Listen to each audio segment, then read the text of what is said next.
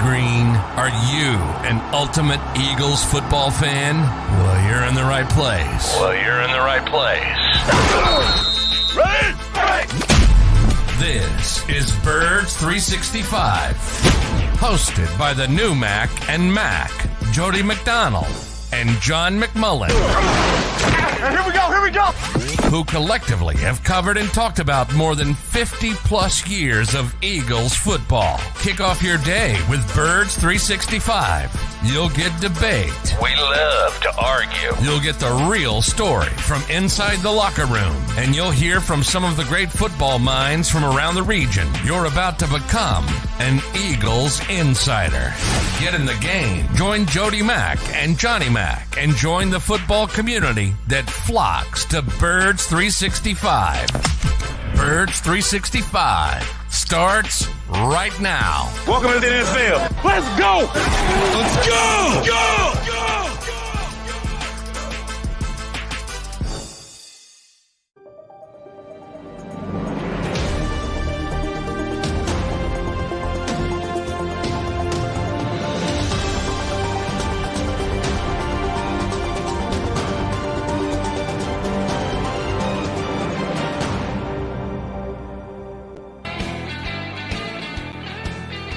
And a good Revenge Monday, everybody. Here on Birds 365. It's not Mac and Mac. Johnny Mac is in Kansas City, or at least we believe he is. He was flying yesterday, as usual. Travel issues, and we're hoping to get him up. We hope he's checked into the hotel. We hope his Wi-Fi works. We hope to punch him up at some point during the show. But Bill Colorado filling in for him for the 2 hours here today. Bill's been 15 days. Does it seem longer than that since the Eagles last played a game? Doesn't seem like about a month and a half since the Eagles last played a game.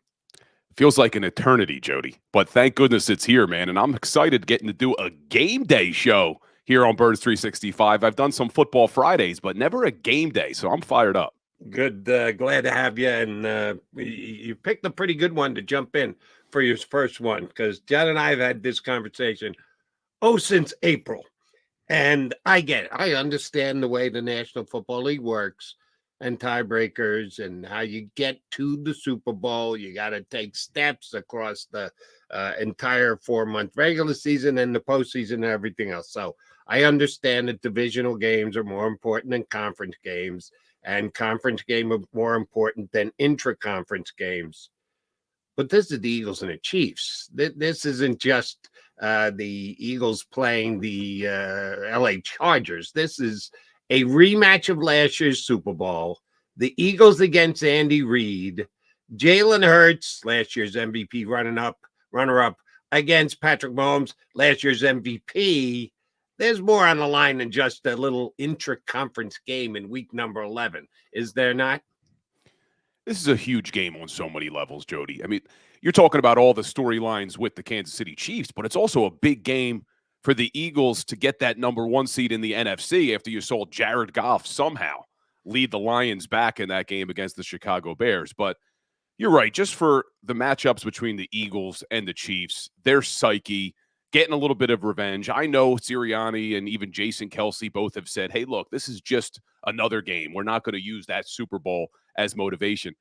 I've lost pickup basketball games against teams and want to use it as motivation. So there's no way these guys are not looking at what happened last year in the Super Bowl and saying, hey, let's go out and kick these guys' butts. So I think they're going to be ready for this game. Jordan Mailata was probably the only guy who was pretty honest about it, who said it's personal. It's personal for us. I think they're going to be ready tonight. I really do. We'll get into it. We'll break everything down. But this is a big matchup on many levels, a lot of storylines.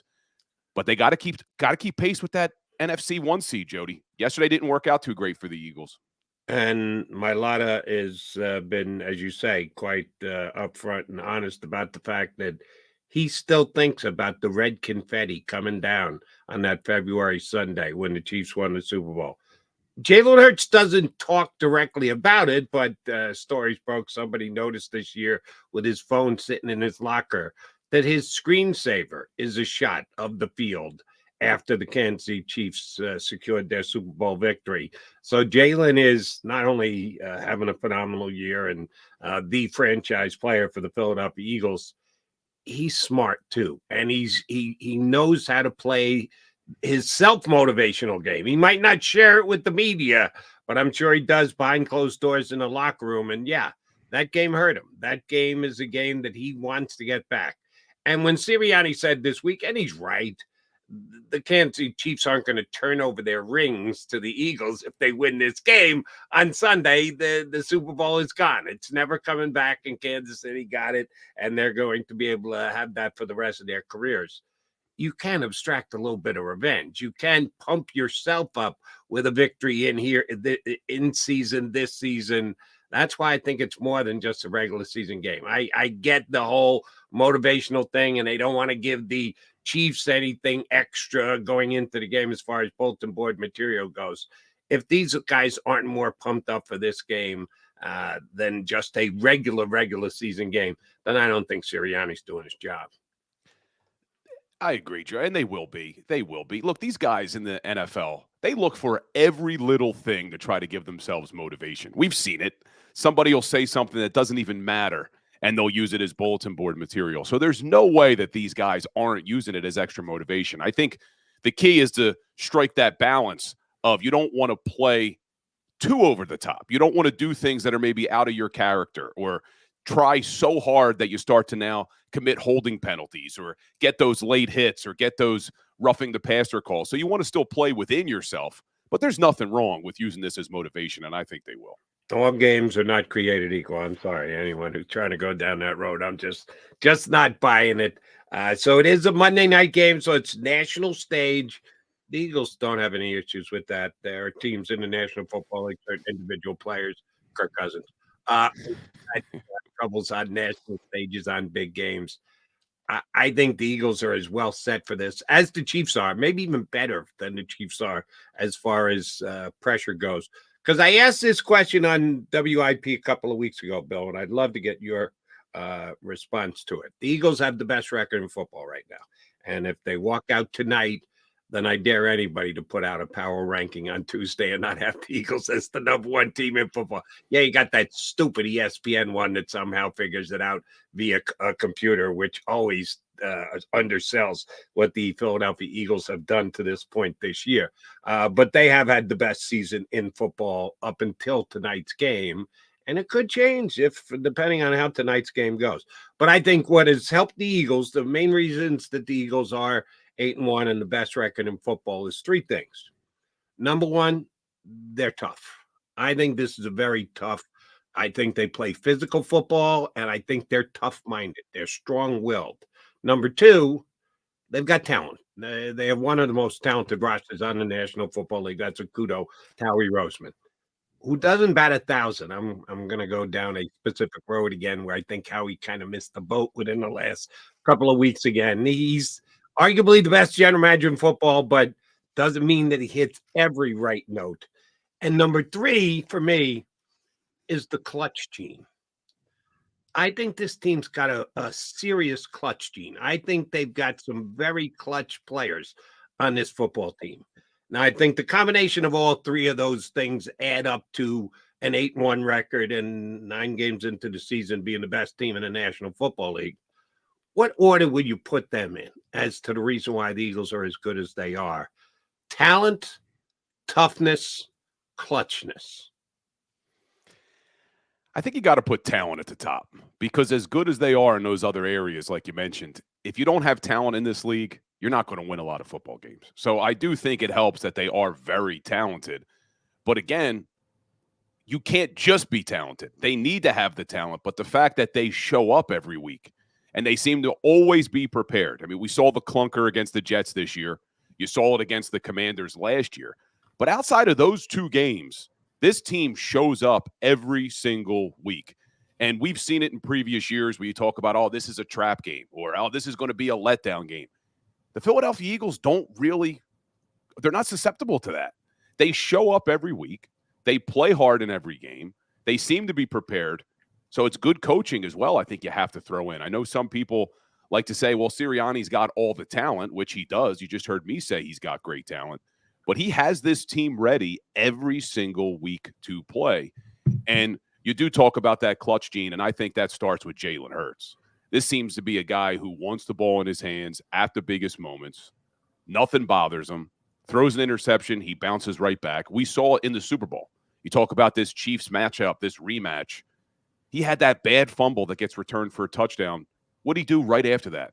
Drove the team right down the field to score a touchdown. They go down by 8 in the fourth quarter. He drives the team right down, scores a touchdown, and runs in the 2-point conversion. So I do think it's talent first, then that clutch gene. But I don't think we can dismiss good coaching as well, because I do think Sirianni's got these guys playing hard. Agreed. And when you talk about coaching, Sirianni is certainly at the top of the list, but his top 2 lieutenants are your offensive coordinator and your defensive coordinator.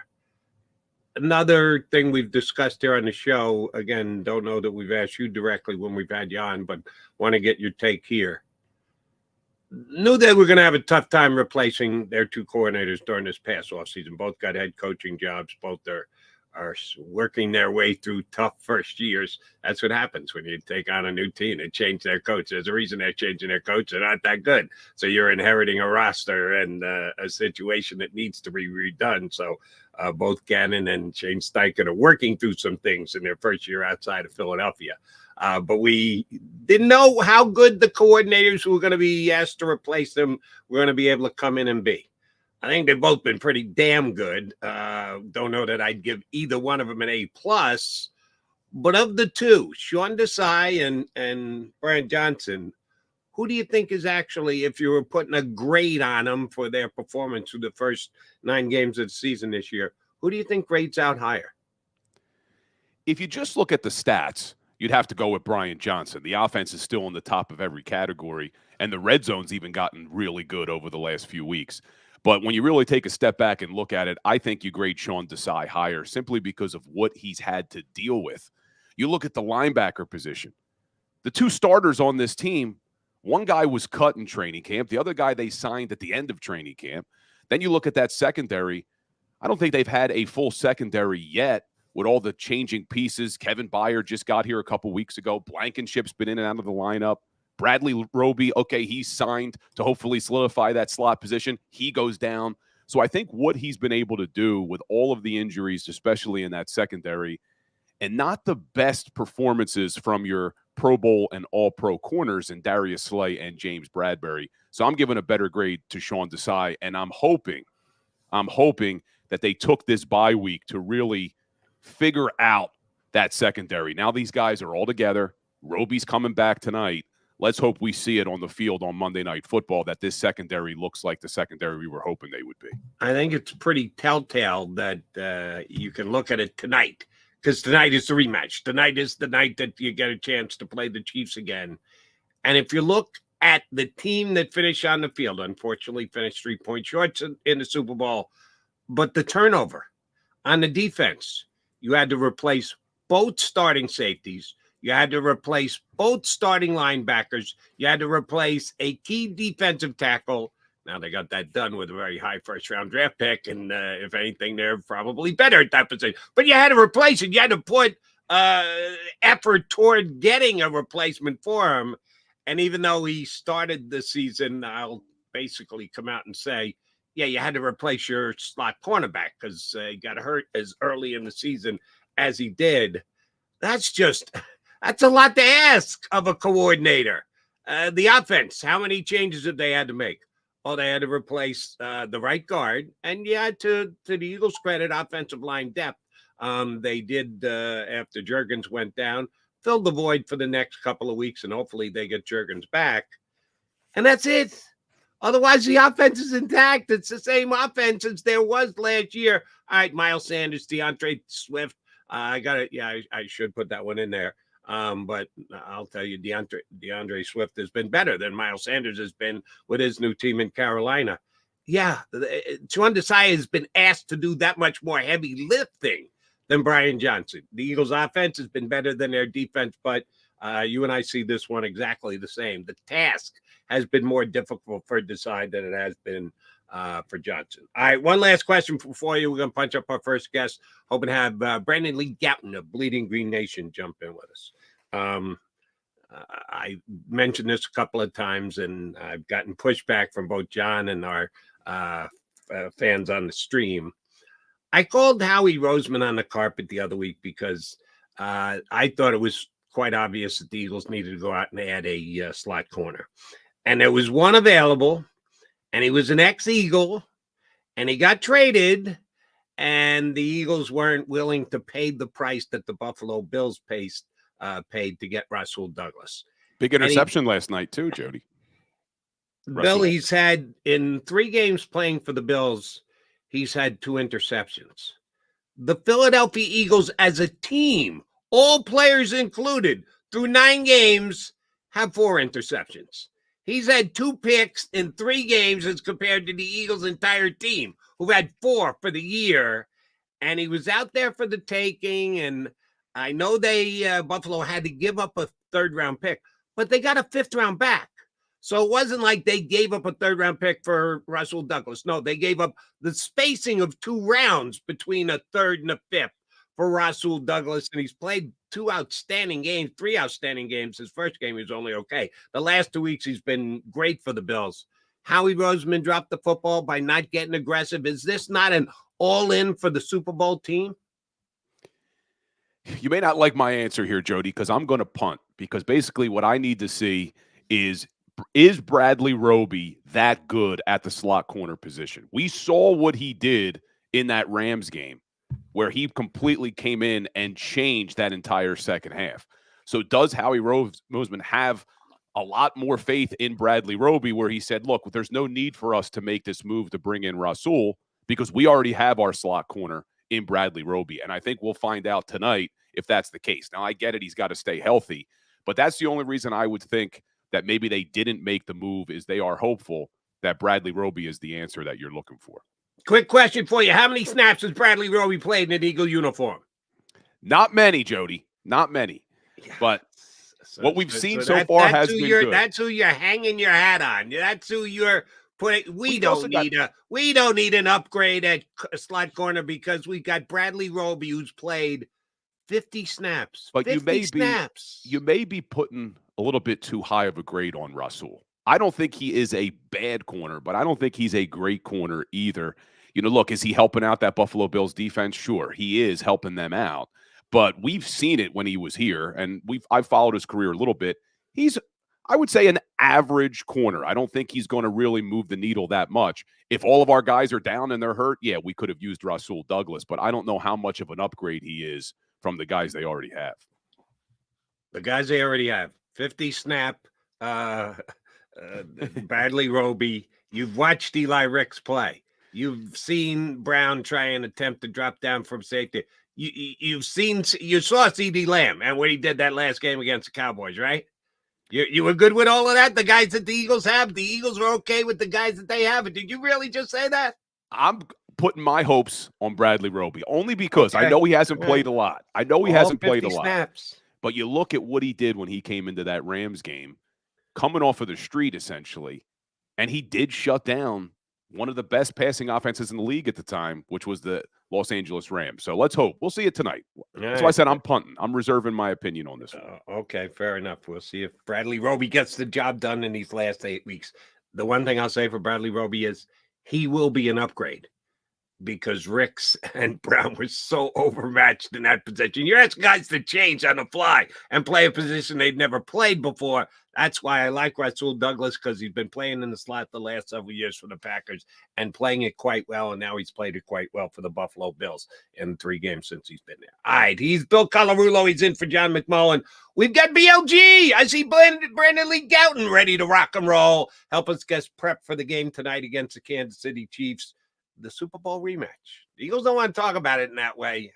I like to talk about it in that way. Hopefully they treat it that way. We'll get treated to a Brandon Lee Gouton appearance next here on Birds 365. Go to get your game on. Go for the beers. Go for the cheers. Go for the hit and the hits. Go for the stakes and the stakes. Go to get your parlay on. Go to get your party on. Go for the scene. Go for the screens. Go for the gallery. Go for the win. Go to Ocean. Visit theoceanac.com to plan your visit. At Pond Lehocky, we've recovered billions of dollars for our clients, and we're confident we can do the same for you. With over 250 years of combined courtroom experience, we've helped over 100,000 injured clients obtain some of the largest settlements in Pennsylvania. One conversation is all it takes to help you and your family get back on track.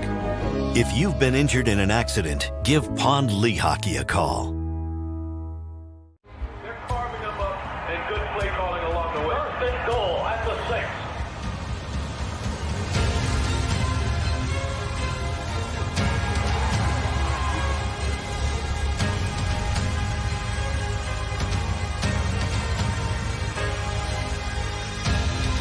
On the field of life, First Trust Bank is there for you. Champions on 3. 1, 2, 3. Because Philadelphia dreams deserve a Philadelphia bank.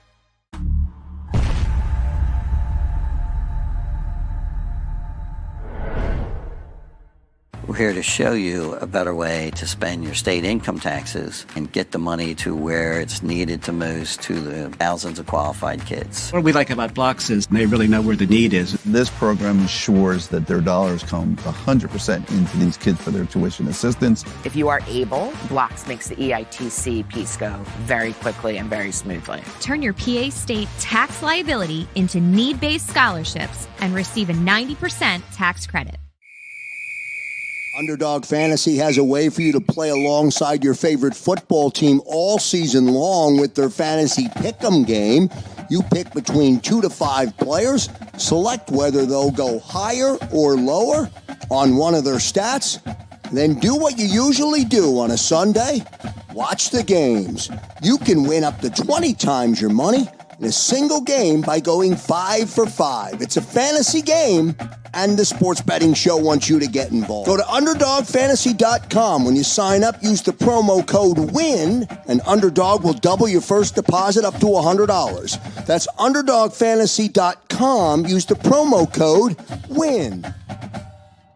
Do you stream on a Roku, Fire Stick, Google TV, or Apple TV? Now you can watch 6ABC 24/7 with the 6ABC Philadelphia streaming app. And the big story on Action News? Search 6ABC Philadelphia and start streaming today. EAGLES, Eagles.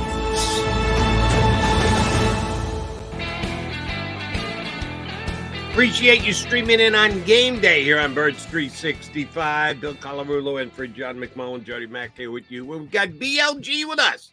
Brandon Lee Gouton from Bleeding Green Nation. BLG, I said at the top of the show that 15 days we've been waiting for this. Seems more like a month and a half. But it has finally arrived, game day on the road. They've got to go into Kansas City, take on the Chiefs. That's why I think the Chiefs are a 2.5-point favorite. If this was here in Philadelphia, I think the Eagles would be a 2.5-point favorite or a 3-point favorite. How much of an advantage is it tonight for Kansas City to be playing in front of a hometown crowd in KC? It's over the years been one of the best home field advantages in football. How much are the Eagles going to have to fight the crowd tonight in Kansas City, you think? It's a big deal. Typically, the Eagles go out and they have a lot of fans in the opposing stadium, and it's almost like a home game on the road in a lot of cases. I expect there will be, a decent amount of midnight green there at Arrowhead Stadium there, but it's going to be a tough place to play. Chiefs have one of the best home field advantages in the NFL. Patrick Mahomes, Andy Reid, they typically win a lot. So, as if it wasn't already a big challenge. Also, obviously, we all know Andy Reid coming off the bye. It's a very tough task. What's up, Brandon? How you doing, brother? How's it going? Not too bad, man. Nice to meet you. I don't think we've ever had an opportunity to talk before, so it's good. Likewise, yes. So you mentioned Andy Reid. You mentioned Patrick Mahomes. Everybody thinks of the Chiefs, and they think of this high-powered offense. But that's not really how they're winning a lot of games this year. They're winning games because of that defense. How good is this Chiefs defense this season? Yeah, it's all relative to expectation, right? I think the Chiefs offense is still, good and fine. It's just, you're not the Chiefs. They're not quite what you would usually expect from them. But yeah, the defense, look, no team has allowed fewer points in the league this season. So it's been like a huge improvement for them on that side of the ball. And I think, you look at how there are a lot of young players contributing to that defense last year. And I think they've suddenly become more experienced, and they've grown and they've developed. So I think you've seen the improvement there. Obviously, you have Steve Spagnuolo as a longtime defensive coordinator, coach in the NFL. He has an idea of what he is doing. Certainly came up with some very good game plans in the past. So I think, it's a unit really that, again, has gotten better as time has gone along. And they've had to pick up the slack here a little bit for an offense that hasn't been as good as it normally is. So, I mean, it's a legitimately successful unit.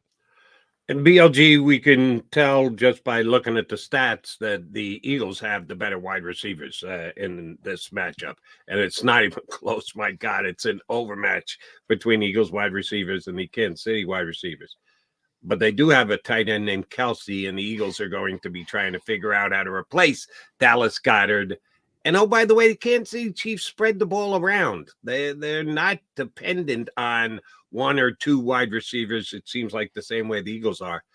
Does it really matter who catches the football? If it's concentrated to two guys or spread out over 9 guys, does it matter how we realize Patrick Mahomes has more passing yards than Jaylen Hurts? You would say, well, Jaylen's got the 2-star wide receivers. He does. Then how does Patrick Mahomes have more passing yards than Jaylen Hurts? Kansas City does it spread out over a couple people. Is that an advantage or a disadvantage for Kansas City? Again, I think it's, they're at a point where they can be functional. It's not like they have receivers out there who can't do anything at all.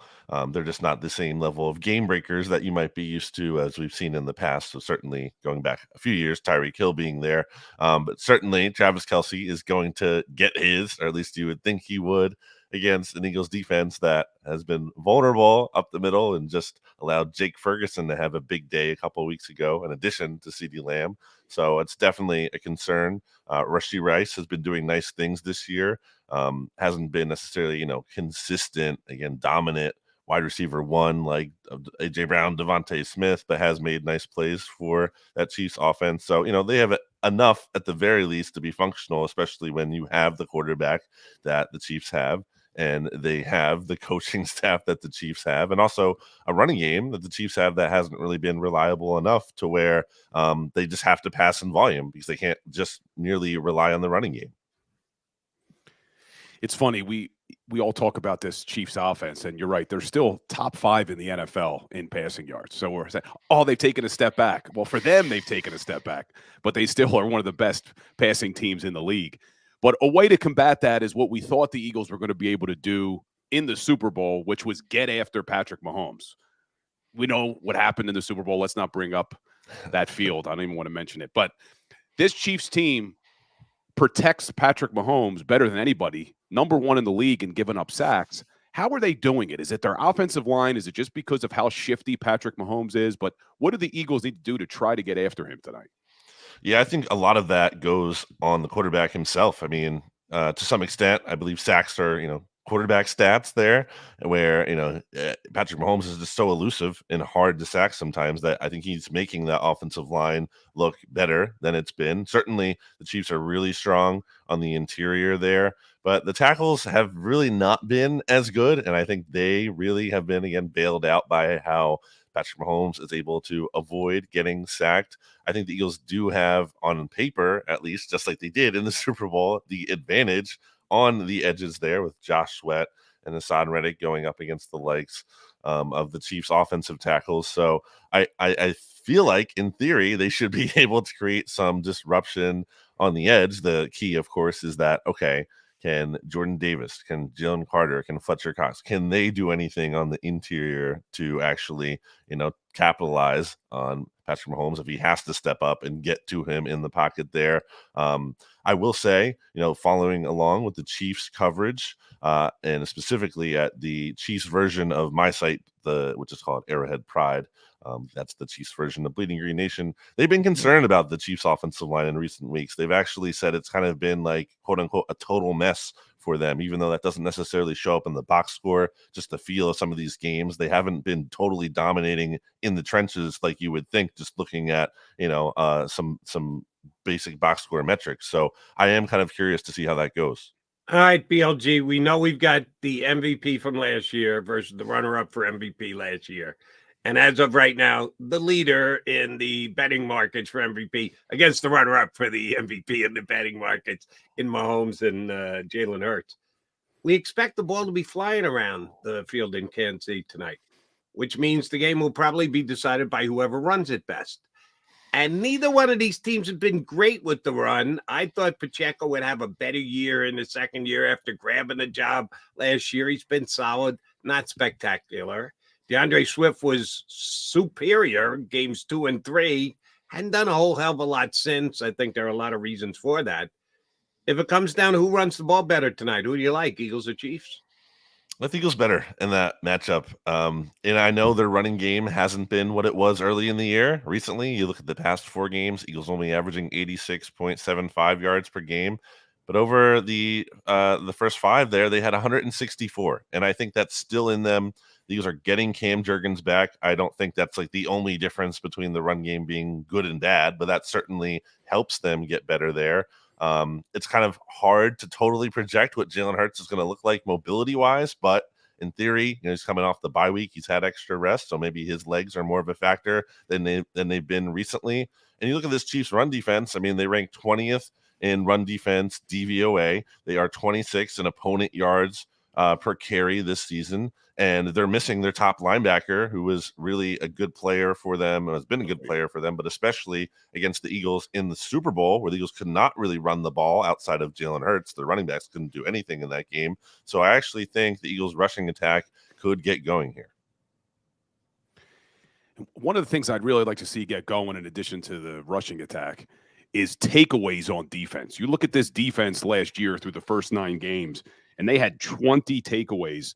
So far this season, they only have 11. And as good as Patrick Mahomes is, as good as this Chiefs offense can be, they've turned the ball over a lot this season. Do you see the Eagles getting any turnovers tonight? Feels like they're due. Some of that stuff is obviously just luck, bounce of the ball kind of things. And I think the Eagles haven't totally gotten that. No, you saw that a little bit more in terms of favorable bounces of the ball against the Cowboys. Obviously, that was going in their favor in that game, at least when it came to be holding on to their own fumbles. So, I do think this Chiefs rushing attack, as I said, is not very effective, and the Eagles are so good at stopping the run. I think it does kind of make the Chiefs be one-dimensional. Now, again, the Chiefs are pretty good at that one dimension, at least, when you have Patrick Mahomes throwing back there. But, you ask him to throw maybe 50 times a game. Maybe you get lucky at some point where there's a tip ball, a big interception, you steal possession, and that could be the difference in the game. All right, BLG, need your take on Bradley Roby, who's rejoining the Eagles lineup tonight. They pick him up off the scrap heap. Let's be honest, you sign a guy weeks into the season. He had all off season to sign. He didn't sign with anybody. It's the scrap heap. He's had a good, solid career as a slot corner. Comes in, plays very well week 1 against the Rams. They were killing him early on with passes to Cooper Kupp. And that was a really good job and performance he turned in. The next week, didn't give up much, but the Eagles lost to the Jets, and he goes down with an injury and hasn't been seen since. He's played all of 50 snaps for the Eagles this year, and he seems to be the savior at the slot corner position. And we know they need saving because the guys doing the job there, the asked to do the job there, have not been getting it done.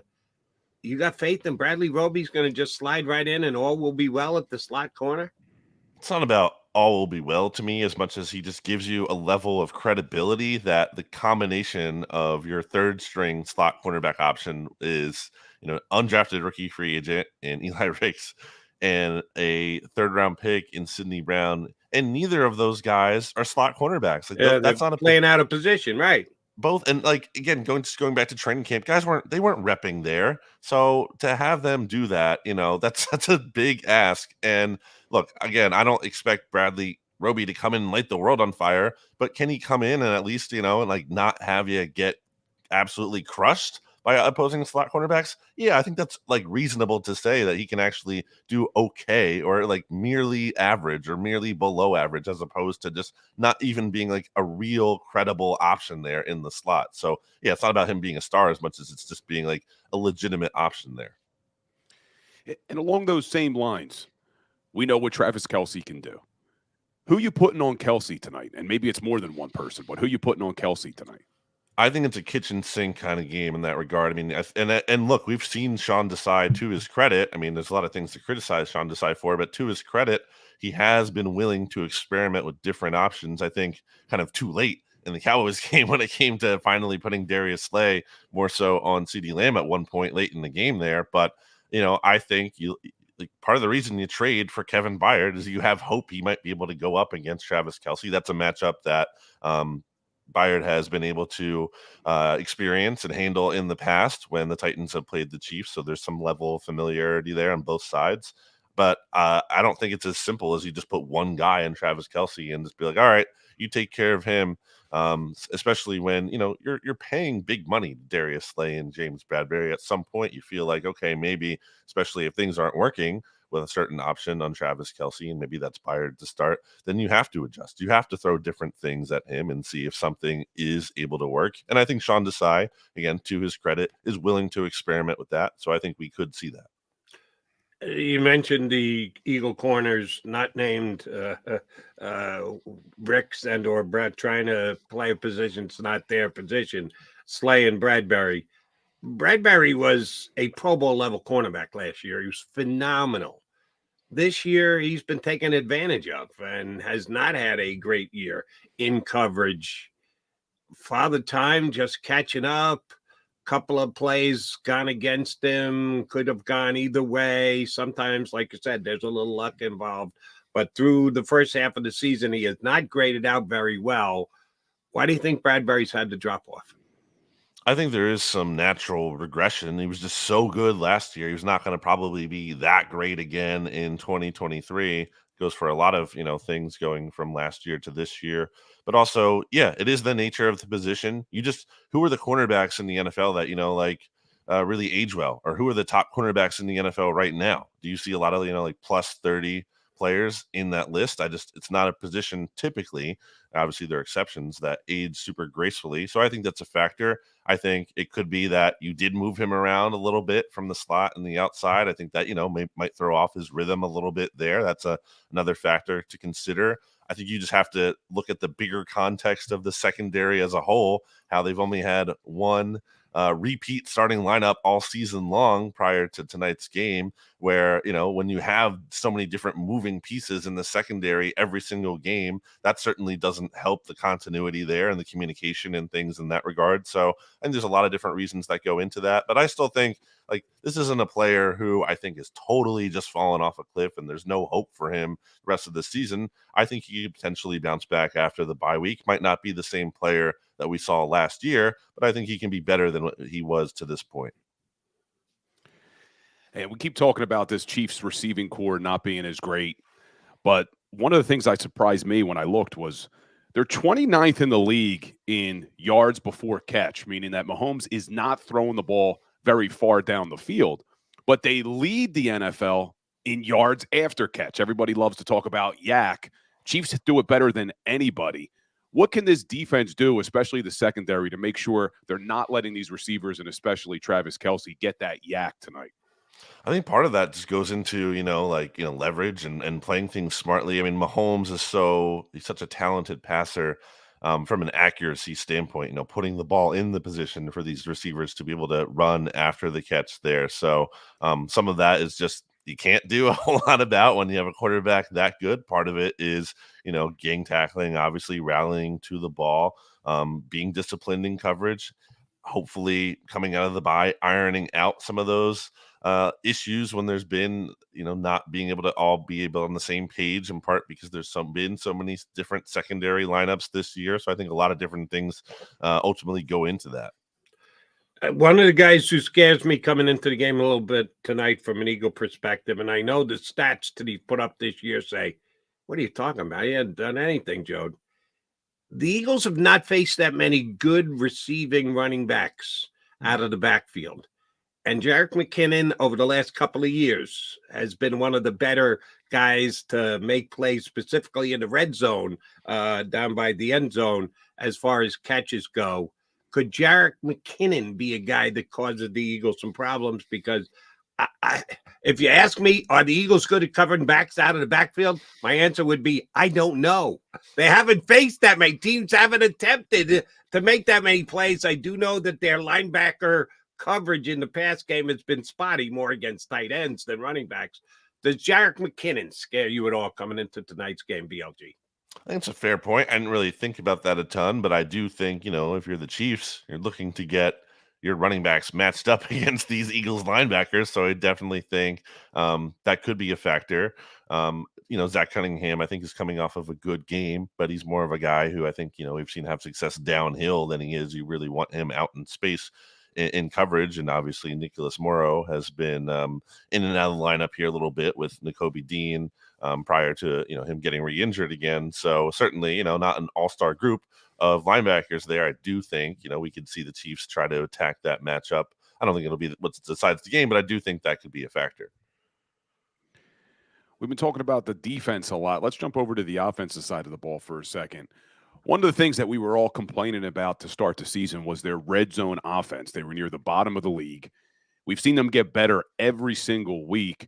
They sit at number 12 now in the NFL, and you look at over the last 3 games, they're over 70% in the red zone. Are they just executing better, or did Brian Johnson make some changes in the red zone? Yeah, I think the execution thing's huge. There was, some turnover issues there in the red zone, including when, they failed to get a tush push in from the 1-yard line at one point. That's just, kind of bad luck or fluky. You're not really going to be worried about that too much. But I think on the whole, you look at red zone year to year, it's kind of something that a lot of people, who study statistics and whatnot say that's, not necessarily sustainable or can be a little bit fluky there. Small sample sizes and whatnot. So I think some of that Eagles' lack of red zone efficiency early on was just a matter of, it'll work out. And I had confidence it would get to, better than where it was early in the season, which I thought was just way too low. And now it's coming back up, as you said, to more a respectable number. I expected that with just the amount of talented players that they have. One thing that I didn't like about the red zone offense earlier in the year, it's just like a weird decision to not really throw into the red zone a lot. Like they would just seem to always try to throw short of the red zone and try to get in from there, as opposed to just actually maybe put the ball into the end zone and have the players catch it in there. What a novel concept. So they do seem to ultimately have adjusted in that regard. I almost wonder if Brian Johnson's getting enough credit for that, the way he was getting, because he was getting hammered for that earlier in the year. True. Like you said, it has improved a lot. So not to say Brian Johnson has been perfect, but I think we've seen signs of progress from him, and that's one of them. All right, BLG, both Johnny Mac and I have taken similar stances to why the Eagles' running game has dropped off from where it was the first couple weeks of the season. Swift was great. Weeks 2 and week 3, not near as good since. And both John and I theorized that a big part of that is Jaylen is not that +1 factor that he was last year. And even early this year, we assume that his knee is better, and he's saying that his knee is better. Is there anything you'll see tonight? He makes a run early on. Will you watch him run out there on the field? No, you're not a doctor. You can't look at x-rays. We're all going to be guessing at home as we best we can. Would it be a tip-off that Jaylen Hurts is close enough to 100% that he should be taken as a threat by the Kansas City defense that he could run the football tonight? I mean, I'll have to see it in game action, multiple times to truly believe it. Because I think he can run. I mean, even you saw against the Cowboys there, really the big run on third down early in that third quarter after, he goes down with the scare late in the second quarter there, where, Micah Parsons actually didn't even respect his ability to run at all. And he was able to scoot out for a first down. So, I think even when he has been hurt, it's like he can do it if he absolutely has to and pick up a crucial first down, which is still good to have. But I don't think we've seen, the luxury running, I'll call it, where, he's doing it a little bit more gratuitously. And if he starts to do that a little bit here, I think that's when you'll start to truly believe, okay, he's actually back. He's feeling pretty good. He is healed. So until we see that, not going to fully believe it. I do agree, that his lack of mobility the same way has hurt the run game. But again, you've also been missing Cam Jurgens, so that's a factor. Now you have the bye week to evaluate things a little bit here and come up with a better running plan, so that could help as well. I do think the running game is going to bounce back to some extent. I can't believe it's going to be kept down as much as it has been recently. One of the things that bothered me about the running game, and we talked a little bit about Brian Johnson getting some heat for the red zone, but one of the things that's bothered me with his play calling, and I do think he's doing a good job, but I don't think they're giving the ball to the running backs enough. And if you look at over the last few games, outside of that Dallas game, running backs are not getting a lot of carries, and especially not getting a lot of carries early in the first half to allow them to get into any sort of rhythm. So I went and looked at this Chiefs defense. As good as they've been, they're not great against the run. You mentioned it earlier. And you look at their 2 losses. In their 2 losses, the opposing teams gave their running backs over 30 carries on average. In their 7 wins, running backs only had 17 carries on average. Do you think we're going to see our running backs tonight get the ball a lot, or is it going to be more of the same? They should. I mean, this is a game where, I'm not always the run the ball guy, but in this game, I really think that is a matchup that favors them. And, look, it's tough because, when you have A.J. Brown and Devontae Smith on offense, and you have a quarterback who, is conceivably in the MVP conversation, it's tough to just say, don't throw the ball. But when it comes to this specific matchup, I think it's what favors the Eagles best here. And DeAndre Swift, I think, even he hasn't been the same player quite that he was earlier on in the year. I still think he hasn't shown enough juice where he can still give you a lot of value there. I have not loved the Eagles' usage of Kenny Gainwell this year. I think they've overused him in a lot of spots. I know he had that touchdown run against Dallas. That's nice. But I think on the whole, there's been a lot more bad than there has been good. So I don't really love him having a big role. I'd kind of like to see more of a split behind DeAndre Swift between Gainwell and maybe actually getting Boston Scott a little bit involved, a few carries, mix him in. I'm guessing Rashad Penny's going to go back to being a healthy scratch. I think that's kind of a mistake because I think he's a talented runner and should be involved here as well. We'll see for sure when the inactives come out tonight. But yes, they absolutely should be leaning on the run game in this one. All right, BLG, they'll kick it off tonight about 8:15. If you had to say going into the game, there was an advantage for the coaching matchup, not just head coach on head coach, but staff against staff, Eagles staff against Kansas City staff. Is there a coaching advantage? I mean, you have to give the benefit of the doubt to the Chiefs side. I mean, they not only just the track record of experience, but I mean, they outcoached the Eagles in the Super Bowl earlier this year on both sides of the ball. So, yeah, I mean, they absolutely have that advantage. Now, I think it's not like, obviously the Eagles side they have total buffoons on their side. I think Nick Sirianni and his staff deserve a lot of credit, and you can't just say they're not good at all. But I mean, when it comes to who has the edge here, you have to give it to the Chiefs. And you talk about the coaching staff, a lot different in philosophies between these defensive coordinators. You look at Sean Desai, Eagles are 26 in the league in blitz percentage at about 22%. And Spagnuolo, 6th in the league in blitz percentage, close to 34%. Do you expect more of that tonight where Eagles will kind of sit back, not blitz a lot, and the Chiefs will come after Hurts?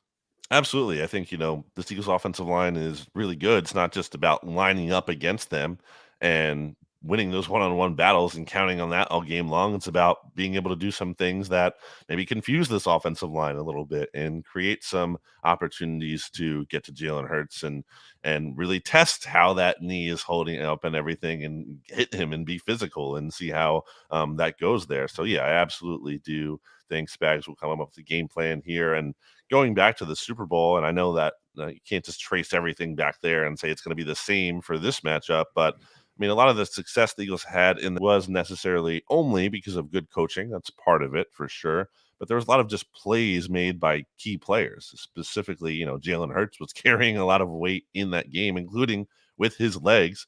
So if it's anything like that game, it's about, the players stepping up and not just what's going to be called schematically. BLG, a lot will be made of the outcome of this game. And I'm banking on it being 59th minute plus when the game is decided, last minute. They're 2 evenly matched teams. They played all the way down to the wire in the Super Bowl last year. I think it's going to be the same thing again tonight. But whoever ends up with the most points is going to get a huge win here, because specifically here in Philadelphia, it'll be overreaction Tuesday. It's usually overreaction Monday. If the Eagles win, basically everyone will be saying, all right, what date is that parade going to be again? If the Eagles lose, it'll be panic central that, oh my God, we just got by and this team isn't that good. And we finally play a real team and the Chiefs, we lose. How big a swing is it if the Eagles win or lose this game in the pulse of the city? It's a great question because I think narratively this game is, as you're saying, is very important. But, in the standings, it doesn't even matter like a ton. Man, in the it's sense less that than a division game or a conference it's an game. AFC game. It does matter from a standpoint, kind of sneakily, that there's a common games tiebreaker in the conference standings where, the Detroit Lions have already beaten the Chiefs this year. So that could potentially come into play, but, it's a little too early to definitely look at that. So it could matter in that regard. But again, for the most point, from the standing standpoint, it's one of the least impactful games the Eagles have this year. And I think it's kind of funny, the gap between the narrative and the actual meaning of the game itself in the numbers, the statistical value of it. So I think that's funny to point out. But yeah, I mean, it's absolutely a measuring stick kind of performance here, especially when you're going up against the team that you couldn't beat in the Super Bowl last season. I think it's huge, and I think it will go. You basically laid it out. You answered the question for me, Jody, there, where it's like, oh, if you can't beat this team, they're not even that good. And if you do, well, then you're going to be on top of the NFL. I mean, this is like the power rankings decider here, right? Between 1 and 2. If there's no one who's not going to have the Eagles number 1 in their power rankings, if they don't already, after this game, if they win. And anytime there's a good matchup between two quarterbacks, we always talk about the quarterback versus the quarterback, Mahomes versus Hurts. But the reality is they're not on the field at the same time, right? So what matchup tonight are you looking forward to the most between the Eagles and the Chiefs? I think maybe this is too easy of an answer, but like this Eagles team, I think my biggest concern with them this year has not been about ever like this other team that they're playing is going to beat them, just flat out beat them. I think the issue is that they're too good sometimes at beating themselves or making things way harder than they have to for themselves. Now, if there is a team that can just flat out beat them, I do think, yes, the Chiefs are one of those, but I worry more not so much about that than I do the Eagles just, continuing to have these turnover issues, which have plagued them for a lot of the season, to continue to, be in these late game scenarios, which has happened multiple times, including their most recent performance where, you have a team pinned deep and you allow them to come back into the game and almost win the game. In this case, last week, and then earlier in the season, I was Washington when they forced overtime. So I just think, if they can actually take advantage of this bye and get right and self-scout a little bit and make some adjustments and, again, get some more luck too when it comes to the turnover thing there. I just think that if they can figure it out and if they can just avoid beating themselves, then I really like their chances. All right. The Chiefs, as we mentioned a couple times, Bill brought it up, only 12 sacks all year. They've done as good a job protecting their quarterback, and their quarterback does as good a job of protecting himself as anybody in the game. He gets the ball out of there, and he just is elusive, and he doesn't get pulled down. But their interior offensive line is better than their exterior. Their tackles are good. They're not great. Their interior is pretty damn great. Speed off the edge. We know his son Reddick wants to make up for the fact that he didn't get a sack in last year's Super Bowl. It's supposed to be raining in Kansas City today. We'll find out what the field is like come game time. On the other side, Nolan Smith. They've already counted Derek Barnett out for tonight for personal reasons. I'd love to know what those personal reasons. At least they didn't try and cover it up last week. They just had healthy scratch. So I'm assuming it means some more snaps for Nolan Smith. He hadn't been getting a whole hell of a lot. I get it. When you got Josh Sweat and Hassan Reddick, you're reticent to pull them off the field. Is tonight a night where Nolan Smith can get kind of like make his chops, get a big sack against the Kansas City Chiefs in a big spot if he gets some extra snaps, BLG?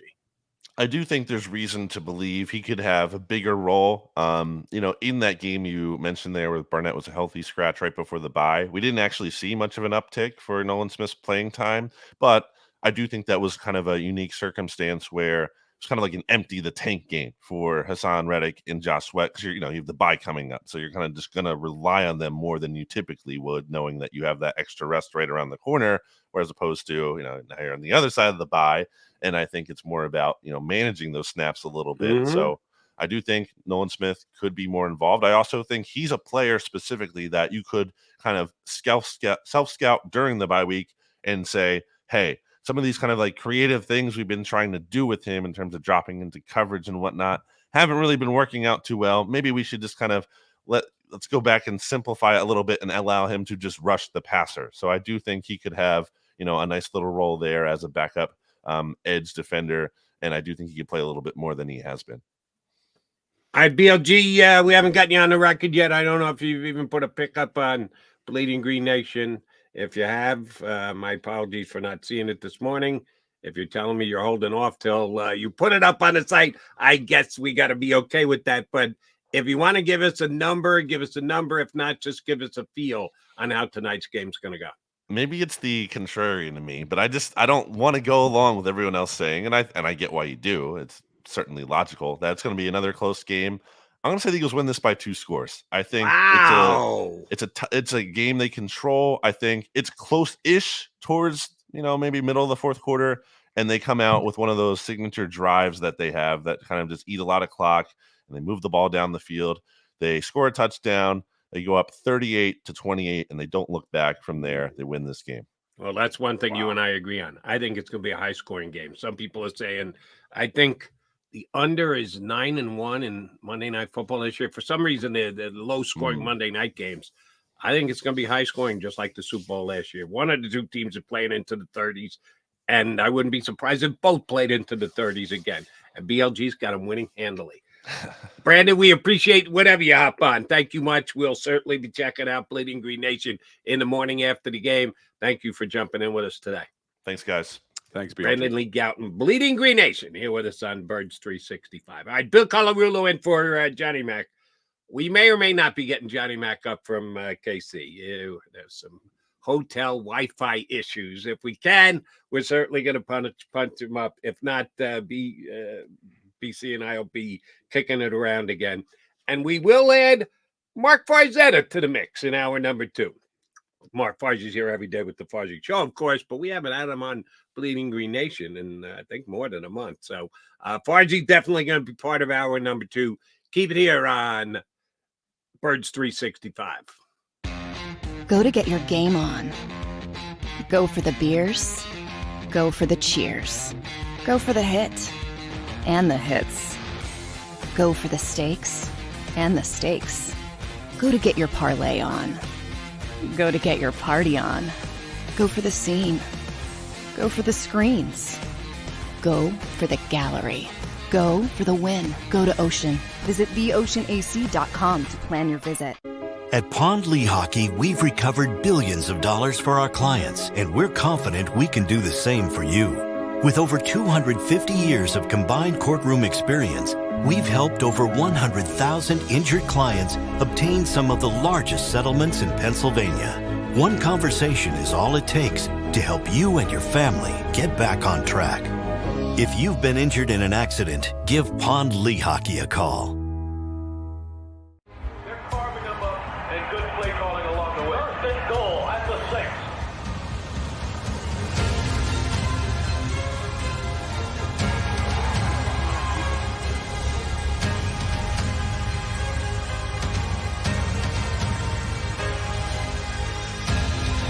On the field of life, First Trust Bank is there for you. Champions on 3. 1, 2, 3. Because Philadelphia dreams deserve a Philadelphia bank.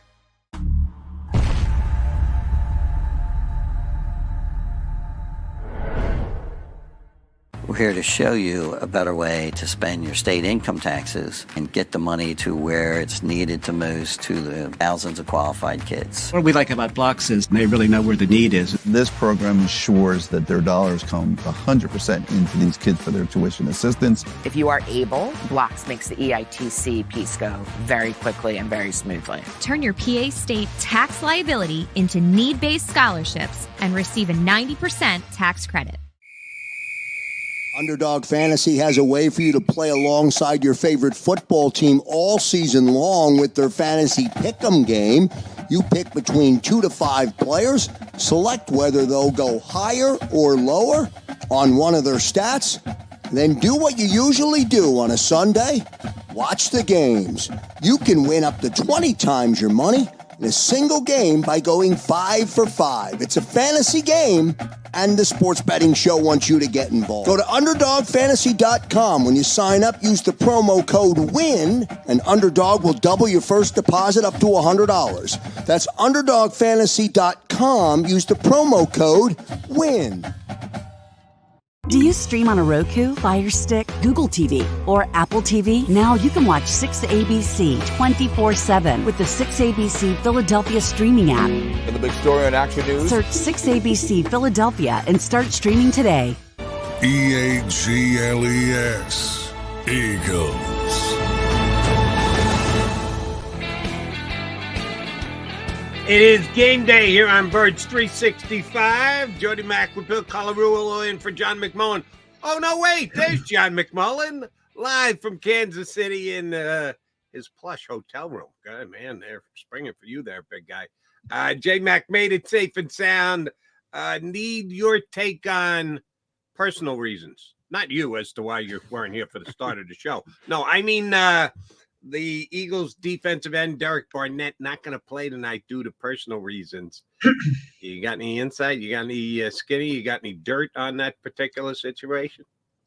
No dirt necessarily, other than I think everybody's assessments of the situation are probably correct in that Derek's not very happy right now. Derek understands that his role is gone, and I don't think he's too happy about it.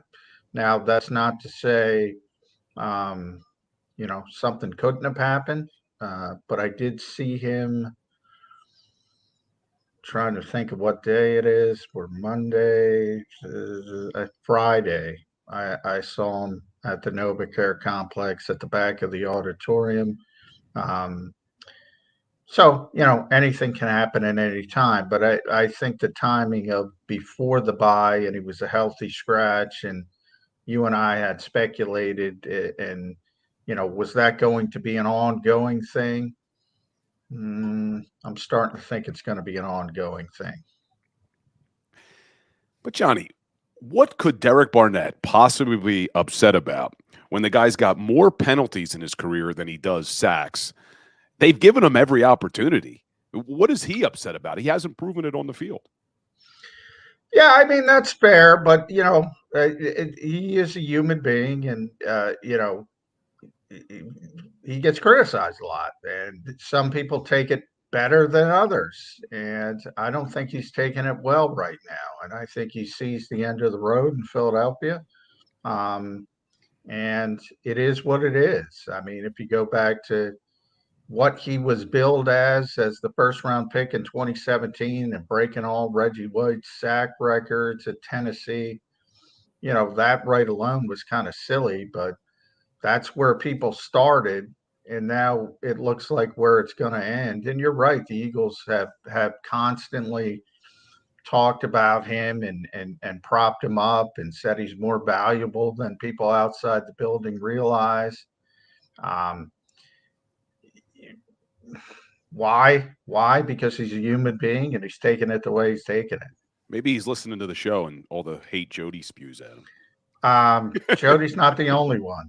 He gets it from all quarters. But sometimes, it happens all in every city. There's certain players that, I remember Nate Gary here got a lot of criticism, and it's not easy for those players generally. But when you have a first-round pick who doesn't work out, and Jalen Reagor's probably a better example. I mean, Jalen Reagor is a nice kid, but he didn't perform, and he got shat upon by critics constantly. So it's not fun for those guys, certainly, but it is a bottom line business, and everybody knows it. And you get paid a lot of money, and that's part of it. Yeah, it really sucks, Bill, when hate meets facts, and they just happen to point out the fact that a guy can't play. Yep. And they made a mistake when they brought him back on the contract again last time. Sorry if you consider that hate. I consider those facts. Let's talk facts, Johnny Mack. Patrick Mahomes against Jaylen Hurts. last year's MVP against last year's runner-up. Right now, this year's MVP leader by this much over Jaylen Hurts. Whoever wins this game is going to be the, I don't want to say runaway, but significant leader in the MVP, doesn't it? And I love a motivated Jaylen Hurts. When Jaylen Hurts is motivated, he plays dynamite football. He won't tell us this, and we'll get to judge his condition of his knee for ourselves when he gets out there on the field. You'll have a better look from the press box than us at home watching on TV. I like the fact that Jaylen Hurts is coming into this game with a little bit of a chip on his shoulder. How about you? I think Jaylen Hurts lives his life with a chip on his shoulder. I think that's sort of been embedded into his psyche as a player for whatever reason, and it goes long before Philadelphia or the draft, and I think it even goes long before Alabama and getting benched there. He's, we talked about a lot. He's the I just talked about players taking things the wrong way, perhaps. He's the opposite, and maybe it stems from his upbringing as a coach's son. Nick Sirianni talks about that a lot. That's what they have in common. So they're used to being criticized. They're used to taking constructive criticism in a positive fashion instead of a negative fashion.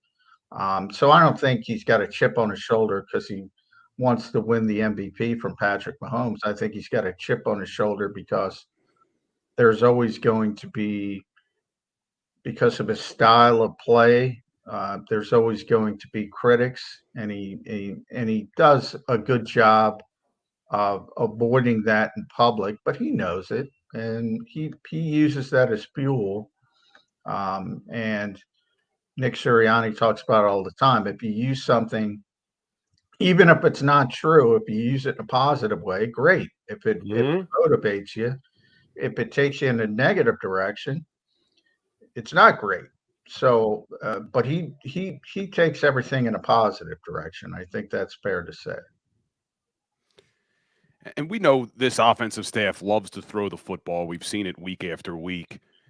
Tonight, going up against a Chiefs defense that's very good against the pass, not as great against the run. What do you think the offensive game plan is tonight, John? I think a lot of it depends on Jalen's health, and he got rid of the knee sleeve coming back from the bye, so hopefully he's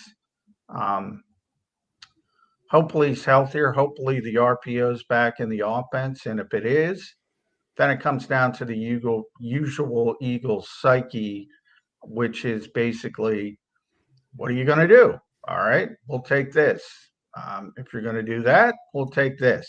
So, I always say, and people ask me this every week, Bill, every week, is it going to be a run first game plan, pass first game plan? It's a Jaylen Hurts first game plan. It always is. And that's what the Eagles are. And they don't care about the other team. There's a level of haughtiness to this team. I think sometimes too much, but you could argue they've earned it. So, basically we ask Nick Sirianni every week, what do you like? What do you like? What matchup do you like? Almost every week ad nauseum, he says, our offensive line, our receivers. And they don't give a rat's you-know-what about who the other team has, because they think they have an advantage every single week. As I would say, pretty much, well, they should, because they are as talented units as they are. That being said, analytics factored in. Coin toss tonight. Comes up Eagles. Nick Sirianni's choice would be to defer and or take the ball. See it as he loves the matchup of his offensive line week in and week out. He loves his wide receivers week in and week out. Wouldn't you want to take the ball first and go, let's establish where we have the dominance in this game, Johnny Mac? Yeah, you can keep running that up the flagpole, Jody. Ain't happening. I don't even think it has to do with analytics. It's just, it really stems from Bill Belichick sort of sandwiching the first half and the third quarter with scores. If you could do that, you're going to win virtually every game. Now, it's obviously easier said than done, but that's why everybody defers. in the case of the Eagles, in this particular game, I mean, as strange as it sounds, the Kansas City offense has been the one that's struggling for the past 4 or 5 games, and the Kansas City defense has been carrying them. We typically don't say that, but this is not the typical Chiefs where you're worried about them putting up 35 points. And if you do give up 35 points, you're going to lose the game, and you probably deserve to lose the game because this has not been an explosive offense over recent weeks. And you mentioned that Chiefs defense. We all know how good Chris Jones is. Who else has impressed you on that side of the ball for Kansas City? Trent McDuffie, I think most notably. There's a lot of talk about that secondary and how much it's been improved, and all of that is true. And they played a lot of rookies and very young players in winning the Super Bowl. And now they're sort of garnering the good effects of that particular experience that those guys had on such a big stage and were able to persevere. But he's the one guy who I think has showed up, and he's just a good player. You can say, like we said a lot with the Eagles and their fronts, it's so good at times it makes the back seven look better than it typically does, and maybe it would be in other situations. Same thing with Chris Jones to a lesser extent, but McDuffie's just flat out good. And I would say if we're using the NBA mentality, they're the third of the big three would be Nick Bolton, who is injured right now, but Willie Gay has kind of stepped up as well, so he's playing well. So they have three, they have playmakers on all 3 levels, and that's generally what you see when you have good defenses, and that's what Kansas City has right now. And I should add George Karlaftis, because he's turned into a real big edge rusher for them and a nice compliment to Chris Jones up front. So it's very good, very talented defense. Off-field conversations aside, that would be swift conversations. The Kansas City tight end scares the snot out of me coming into this game. The Eagles have had problems covering tight ends all year long, and now they have to try and contain the best tight end on the planet. What are they going to throw at them, Johnny Mac? Is there a defense that they've been holding back, that Sean Desai's been waiting to spring on us, or a way to at least limit a tight end, the best tight end in football? Or is this going to be just hold your breath every time Kelce goes out for a pass? Yeah, probably hold your breath. No, they're not rolling out. They're not saving game plans for this time of year. Now, I think they'll get a little bit better. As we said, Kevin Byard has a history of playing Travis Kelce well, or at least as well as you can. At times in the past in Tennessee, they've matched up. And he's getting more comfortable the more he plays. Obviously, he should get a little bit more comfortable, should get incrementally better. And then Bradley Roby's back in the slot, so that should help as well, at least settle down. So now you have 4 players, 4 of the 5, Slade, Bradberry, Roby, Byard, just high IQ, know how to play. Maybe they're not as good as they once were, but they're not going to make egregious mistakes, and that alone, I think, should help the Eagles' passing defense. And the second part is, it's at least nice to try to deal with Travis Kelce when you don't have to worry about a Tyreek Hill or a big-time receiver as well. So that should help. And I think that's sort of what Kansas City and Andy Reid is fighting through right now, trying to figure out that second guy, or at least somebody who can threaten opposing defenses. Sticking with that defense, John, we were all hopeful in the Super Bowl the Eagles were going to be able to get after Patrick Mahomes. Weren't able to do it. We know this Kansas City Chiefs offense Some of it's their offensive line. A lot of it's Patrick Mahomes, number one in the league in giving up sacks. Can this Eagles D-line get to Patrick Mahomes tonight? No, not in the conventional fashion. I mean, Patrick Mahomes is, I just talked about high football IQ. He's that on the opposite side. He's Peyton Manning. He's Tom Brady. He's too smart. He's not going to take a 6-sack game. Ain't going to happen. The ball's going to come out when he wants it to come out, and he's going to be very judicious when he extends plays. And, you know, if you watch the game last night, Josh Dobbs, you know, the clock struck midnight. He couldn't deal with the pressure. Patrick can deal with the pressure. So he understands when he needs to get rid of the football, when he can extend plays. And you're not going to get a big sack game. Now, can you disrupt him? Yes, but that's more esoteric. And I always go back to the Giants winning Super Bowls against the Patriots, and people talk about the helmet catch and Asante Samuel and blah, blah, blah, blah, blah. The Giants won both of those Super Bowls because of their front and mainly interior pressure right up the middle on Tom Brady. Can the Eagles do that with Jalen Carter and company? Yes. But as far as when you pick up the box score tomorrow and we're talking, you're not going to see a lot of sacks. Agreed. But this is where, and you and I love talking about this, I'll give you the benefit now. Pressures could be key. Make Mahomes throw it earlier than he wants to throw it, and maybe he's not as deadly or as accurate as he is. You know, I believe in the sack more with the pressure. You give more credits for pressures. Pressures could be key tonight if they get Mahomes getting it out even earlier than he wants to. All right, Johnny Mac, you got to go on the record here, brother. Got to make a pick on tonight's game. Eagles, Chiefs. What's that final score going to look like?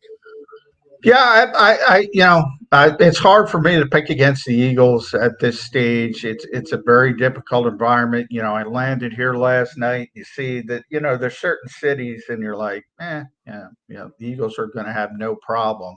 This is not one of them. It's going to be a tough environment.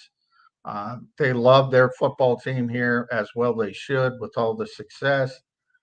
You see Patrick Mahomes stuff and Chiefs stuff from the moment you step off the airplane. It's a little bit different here. It's a little bit tough. I'm wavering, but I'm still picking the Eagles.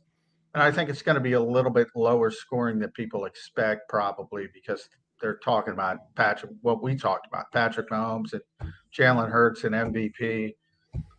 But I think it's going to be 23-ish, 16-ish Eagles. 23-16 Eagles. All right. You and I are in disagreement on the overall way the game's going to play. I think it's going to be higher scoring than most people think. And it's going to rain. I'm not sure it's going to rain a little bit. Maybe that factors into it as well. Was it raining when you got off the plane? No, it was not. No rain, but it's supposed to rain. It had rained. It was wet, but it wasn't raining when I got off the plane. All right, Johnny Mac, hope to have you back on here tomorrow. Seems like the Wi-Fi held up. Appreciate you jumping in. We will talk in the morning. Enjoy the game tonight, bud. All right, thanks, guys. Thanks for filling in, Bill. No problem. I'll probably see you tonight on the pregame show right here on JAKIB Sports. All right, let's do it. There you Thanks, go. guys.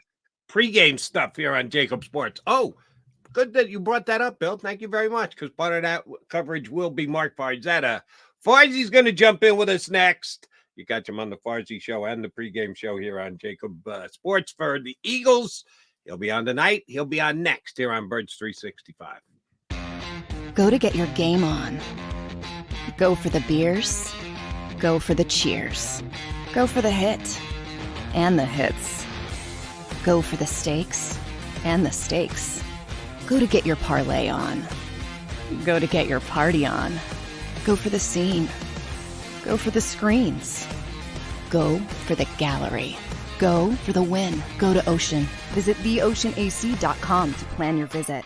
At Pond Lehocky, we've recovered billions of dollars for our clients, and we're confident we can do the same for you. With over 250 years of combined courtroom experience, we've helped over 100,000 injured clients obtain some of the largest settlements in Pennsylvania. One conversation is all it takes to help you and your family get back on track. If you've been injured in an accident, give Pond Lee Hockey a call. They're carving them up and good play calling along the way. First and goal at the 6.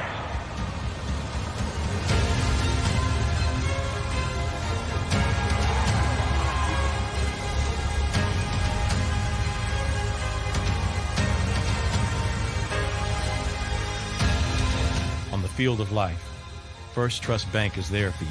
Champions on 3. 1, 2, 3. Because Philadelphia dreams deserve a Philadelphia bank.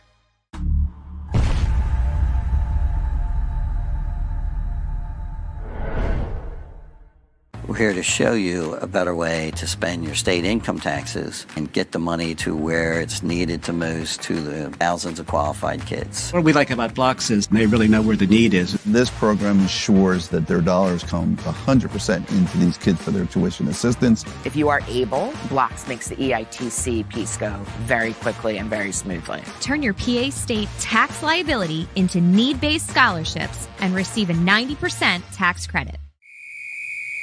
Underdog Fantasy has a way for you to play alongside your favorite football team all season long with their fantasy pick'em game. You pick between 2 to 5 players, select whether they'll go higher or lower on one of their stats, then do what you usually do on a Sunday, watch the games. You can win up to 20 times your money in a single game by going 5 for 5. It's a fantasy game, and the Sports Betting Show wants you to get involved. Go to UnderdogFantasy.com. When you sign up, use the promo code WIN, and Underdog will double your first deposit up to $100. That's UnderdogFantasy.com. Use the promo code WIN. Do you stream on a Roku, Fire Stick, Google TV, or Apple TV? Now you can watch 6ABC 24/7 with the 6ABC Philadelphia streaming app. For the big story on Action News, Search 6ABC Philadelphia and start streaming today. EAGLES, Eagles.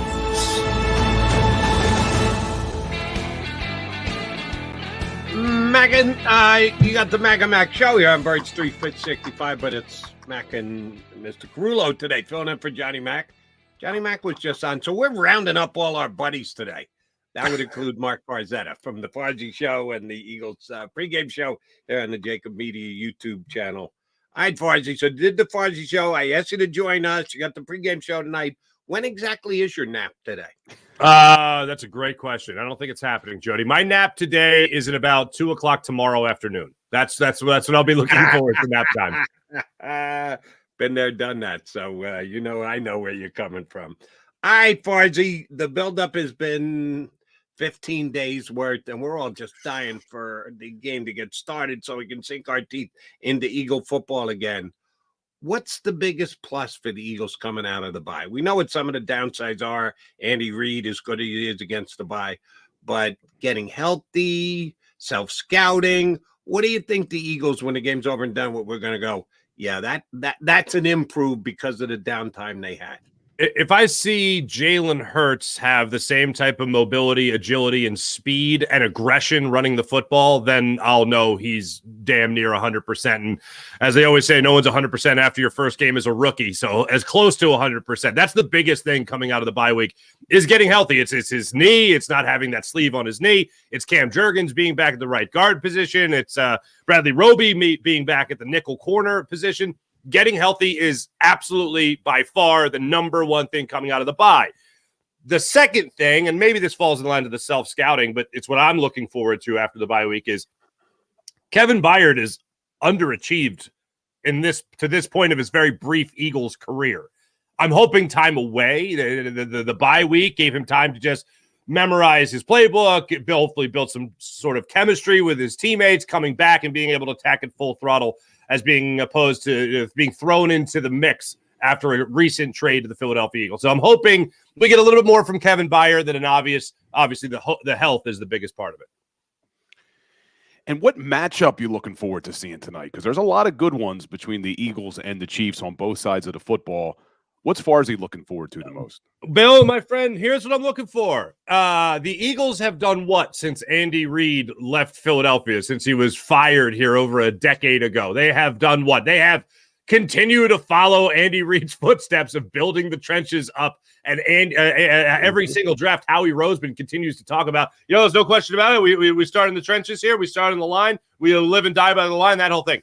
So the matchup between an Andy Reid team and an Andy Reid philosophy team, which is basically just good football as far as I'm concerned, is going to be about the trenches. It's going to be about this Eagles offensive line holding up against a team that, and I know Steve Spagnuolo has a reputation for being a good, aggressive defensive coordinator. He ain't that aggressive, at least not in the way we like to see teams be aggressive. He depends on that front four to get that push. So this offensive line has to be up to that task. I mentioned Cam Jurgens already as far as just coming back. Hopefully that opens up things for the run game. Obviously, you hope that protects a guy like Jaylen Hurts. But this offensive line is going to get one of the biggest tests, if not the biggest test to this point this season in taking on that Kansas City Chiefs defensive line. We all know about Chris Jones, how he can get after the quarterback, the push he has in the middle. We know about that from the Super Bowl. And then on the other side of things here, for the Eagles defensive line to go after that Kansas City Chiefs offensive line, Hassan Reddick turning it on ever since he has had that cast off his hand has been spectacular. Seeing a guy like Josh Sweat have the season that he's had. If you're the Eagles, and you are at all not using it as an excuse, not hanging your hat on it, but if you just believe that the football field affected you more in Super Bowl 57 than it affected the Kansas City Chiefs, here's an opportunity for Josh Sweat and Hassan Reddick to show, well, we can still get after it. If we can get that edge coming off, if we can get that angle coming off the edge, we can bring Patrick Mahomes down, and we could have done it in the Super Bowl had it not been for the field. So I think it's going to be all about the trenches in this game.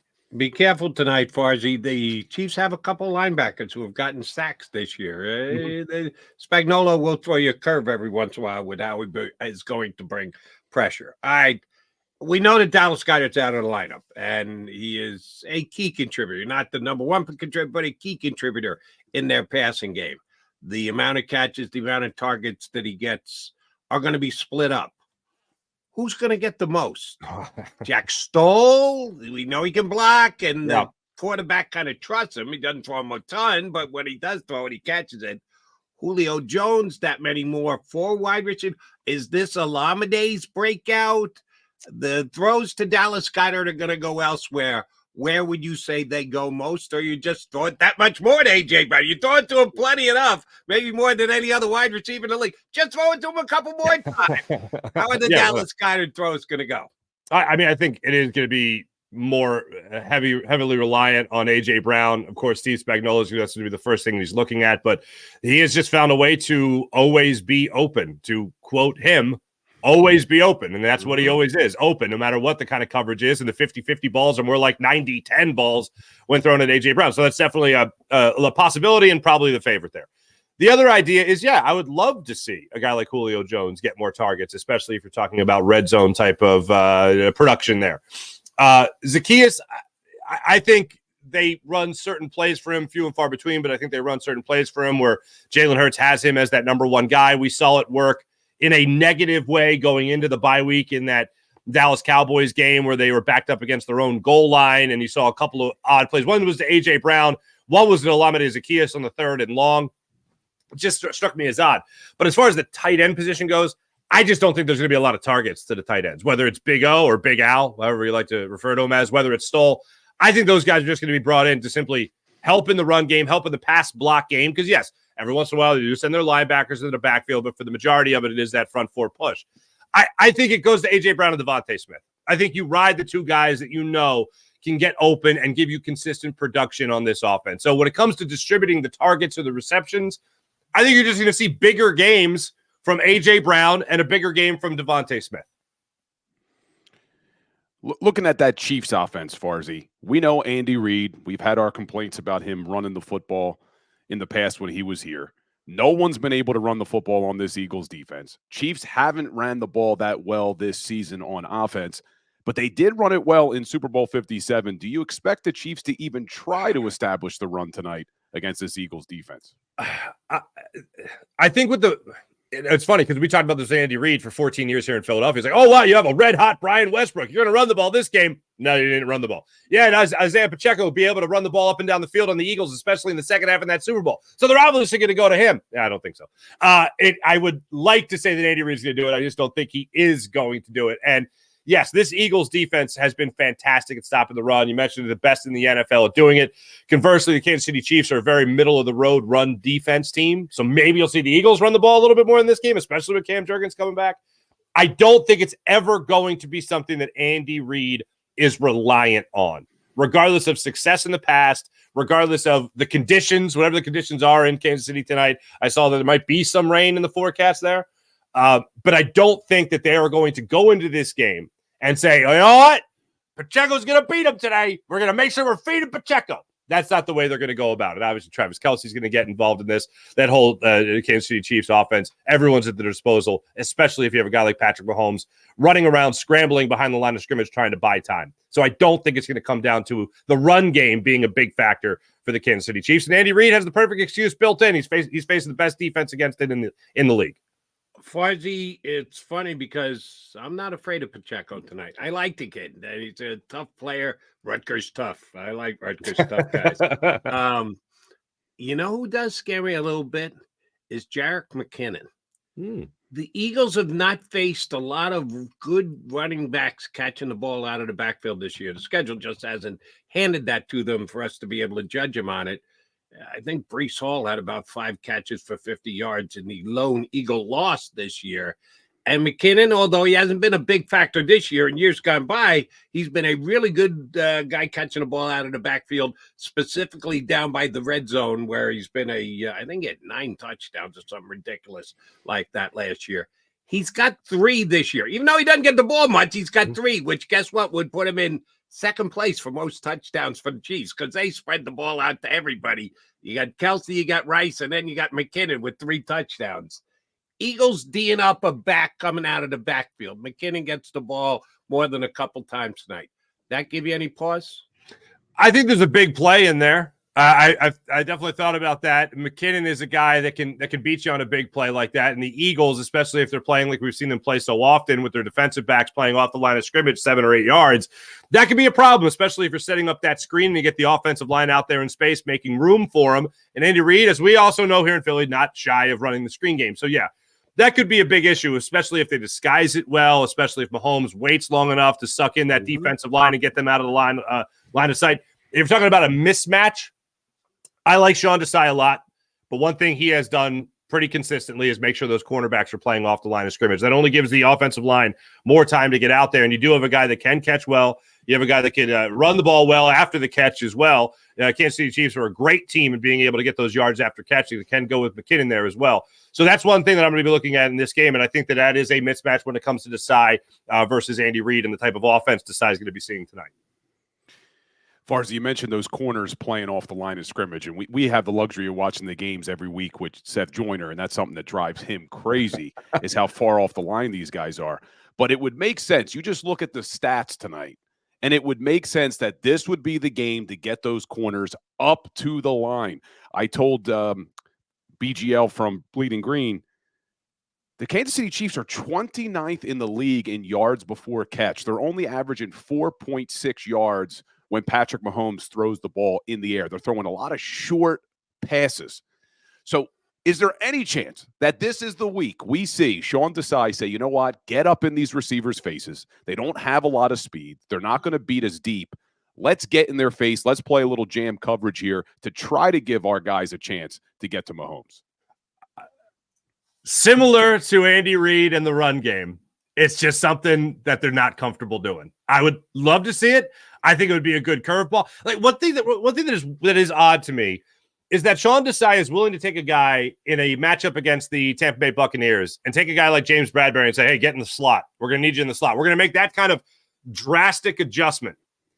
But there have been other things that you haven't seen that adjustment. And that leads me more to believe that there is a well-defined blueprint by Nick Sirianni of what he likes his defense to look like. He doesn't meddle in it beyond the blueprint. Hey, look, here's the plot of land you could build the house on. Here's the blueprint, but go follow this as closely as possible. For whatever reason, allowing the big play is still the biggest fear they have. They talk about it from an offensive perspective about how that's what they strive for in games, those quote-unquote splash plays that they refer to. Defensively, they're terrified of them. So if they're going to have their corners playing off, they feel comfortable doing that, even if the stats, as you highlight there, Bill, dictate the opposite. This is how we're comfortable playing. We don't want to step out of our comfort zone in order to play it. All right. Andy Reid's record after a bye, including postseason where you can get a first game off because. Oh, is he good? Jody, is he good? You tell me. 28-4. I think that's a pretty good record to have. However, Nick Sirianni, in his, compared to Andy Reid's somewhat short coaching career, is 3-0. So that means his winning percentage is 1,000. Andy Reid's is not. Now, Andy's got 25 more wins after a bye than Nick Sirianni does. But 3-0 is 3-0.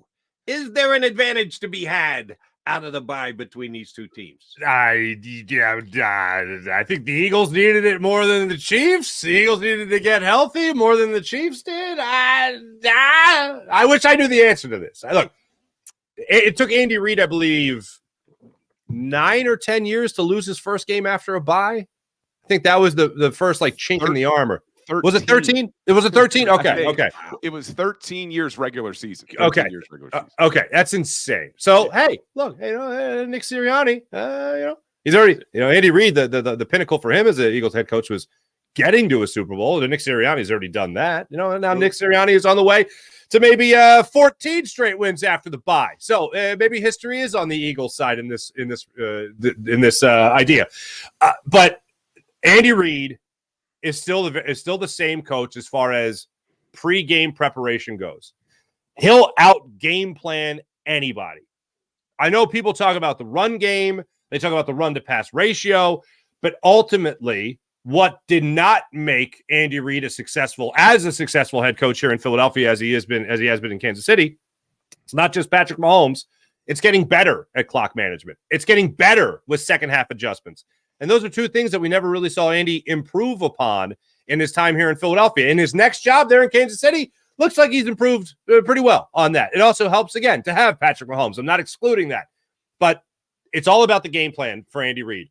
If the Eagles have him in the second half, they win this game. It's as simple as that. If they can get past the game plan, get past the scheme, get past the plan, and make him adjust his game plan, maybe with a little press coverage, maybe with doing things you normally don't see from Sean Desai.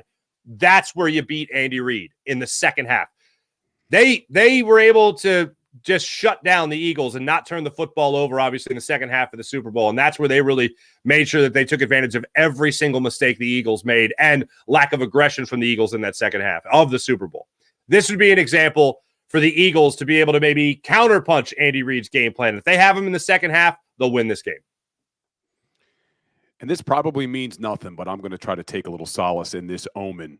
The last regular season game that Andy Reid lost after a bye was Week 11, November 19th, against an NFC East opponent. Tonight, Week 11, November 20th, against an NFC East opponent. Maybe it's an omen. Probably not. Maybe. Probably not. Good knowledge there, Bill. What year are we talking about here? You're talking, it was, I think, 6 seasons ago. November 19th, 2017, against the New York Giants. They lost in overtime 12-9. Wow. Okay, so you only had to go back only 6 years to find the last time. Yeah, only 6 years. I will say this, though. I think for a game like this tonight, all the history, and including the stats, I think at a game like this tonight, which no player should admit this, no coach should admit this, this game is bigger than anything on the schedule. This game is bigger. And I don't believe in winning the Super Bowl tonight. And I love that that's been a mantra in the NovaCare complex for the last 2 weeks. You can't you can't get a ring on Monday night. Fine. Mm-hmm. Nobody, the Eagles especially, because they were the losers in that game, unfortunately. But you can't beat the Chiefs twice in one night. You can't beat them a year ago tonight, and you can't beat them a year ago tonight when you're facing them for your own right to go 9-1 on the season and maintain your dominance, not just in the NFL, but obviously more specifically the NFC East and the NFC. So that, to me, is something that the Eagles have to push aside that history and just go out there, and this has to be played like the stage that it is. It's well deserving of the stage that it has tonight, which is not just a revenge game or a rematch of the Super Bowl. Forget about that. Concentrate more on that. This could be a Super Bowl 58 preview. That's the bigger thing that the Eagles have to focus on tonight. It's another measuring stick game, and it's the best measuring stick game you could possibly have. The defending champs, that beat you, but you could face again for an opportunity to have a real revenge game, one that matters more than anything in Super Bowl 58. All right, Farzy, I need you to give me a scale number. Nervousness scale number from 0 to 10. 0 being, ha, I laugh at you, McDonald. How dare you say nervousness? Okay. 10 being, excuse me, I've soiled myself. I must go clean up. 0 to 10, nervousness on Bradberry tonight. He was all pro level last year. Yeah. This year, he's been taken advantage of. Teams have just flat out beat him. Man-to-man coverage, getting beat by himself. No, they have no star wide receiver coming at them this year, and I doubt they're going back to dropping him down to the slot to cover Travis Kelce, although he speculated that when he was doing it during camp. Ooh, they're doing it for week 9 when they got to play Travis Kelce. Here's how many plays are going to cover Travis Kelce tonight. None. But the fact that Bradberry has been beat this year, what's your nervousness level, 0 to 10?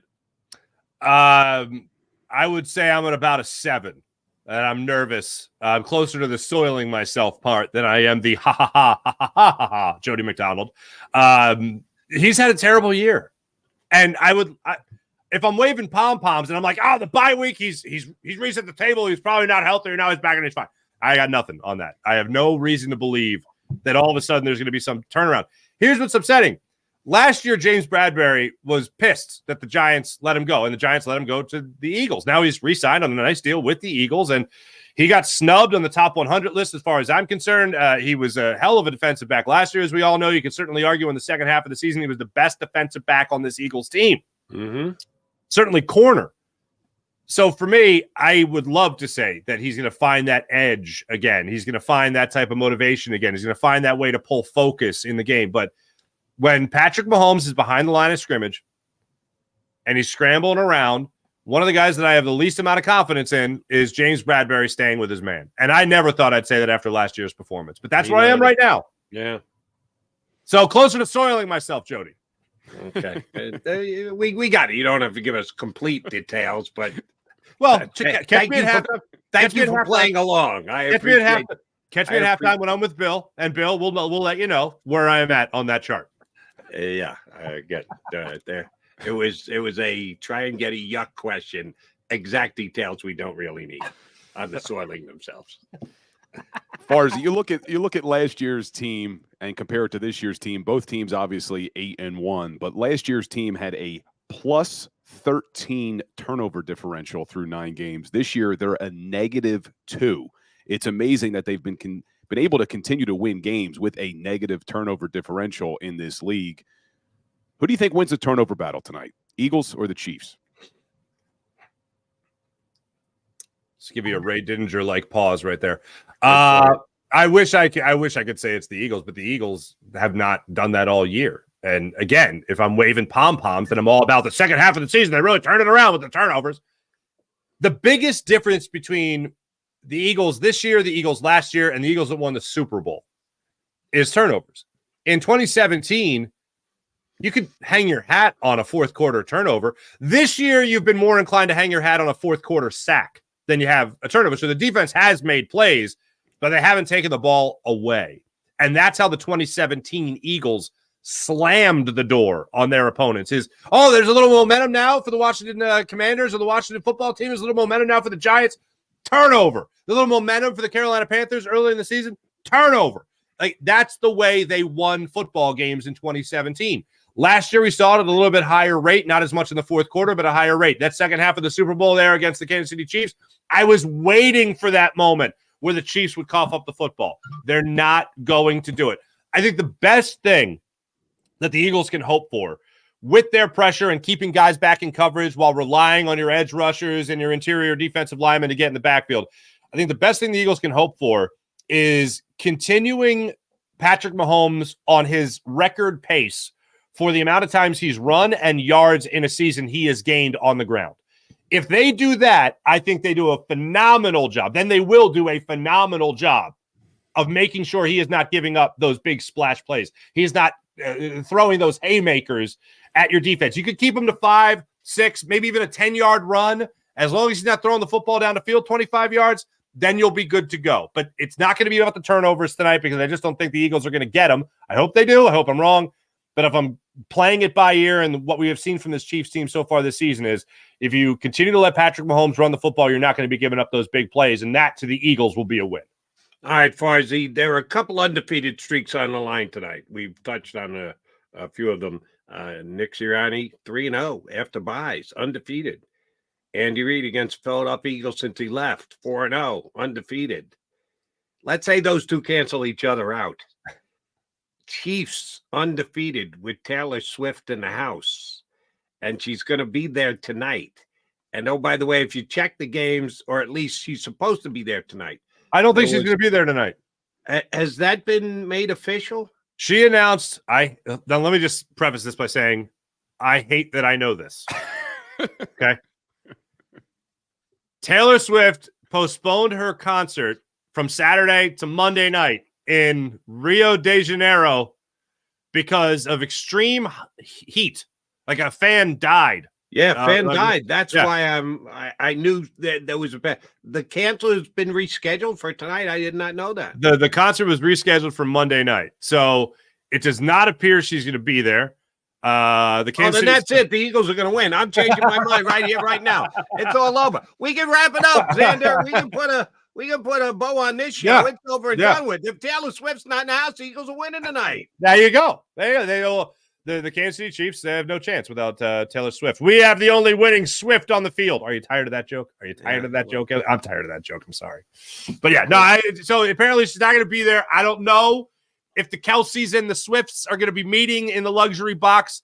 Sans Tay-Tay being there, I don't know. But she has her concert tonight. I know you got tickets to it, Jody, so I'm sorry. The concert has been rescheduled for tonight. Flying to Rio as soon as the show is over. I'll be back for Birds 365 in the morning now. I got my own personal jet flying me back after the show. Yeah, man. So the Swifts have screwed. The parents are screwed. Did they get their tickets canceled? If Taylor's not going to be there, sorry, stay home. I don't know. I think they just take the other private jet to the game. Come on, you don't have 2 private jets. I mean, what are you doing? You know what I'm saying? Well, Taylor's got 2. I only got 1. So she's got a fleet. She's got a fleet. I'm telling you. They're all doing okay. All right. So knowing that Taylor's not going to be in the house for it, we need a pick on the game. What way is this going tonight? Eagles Chiefs.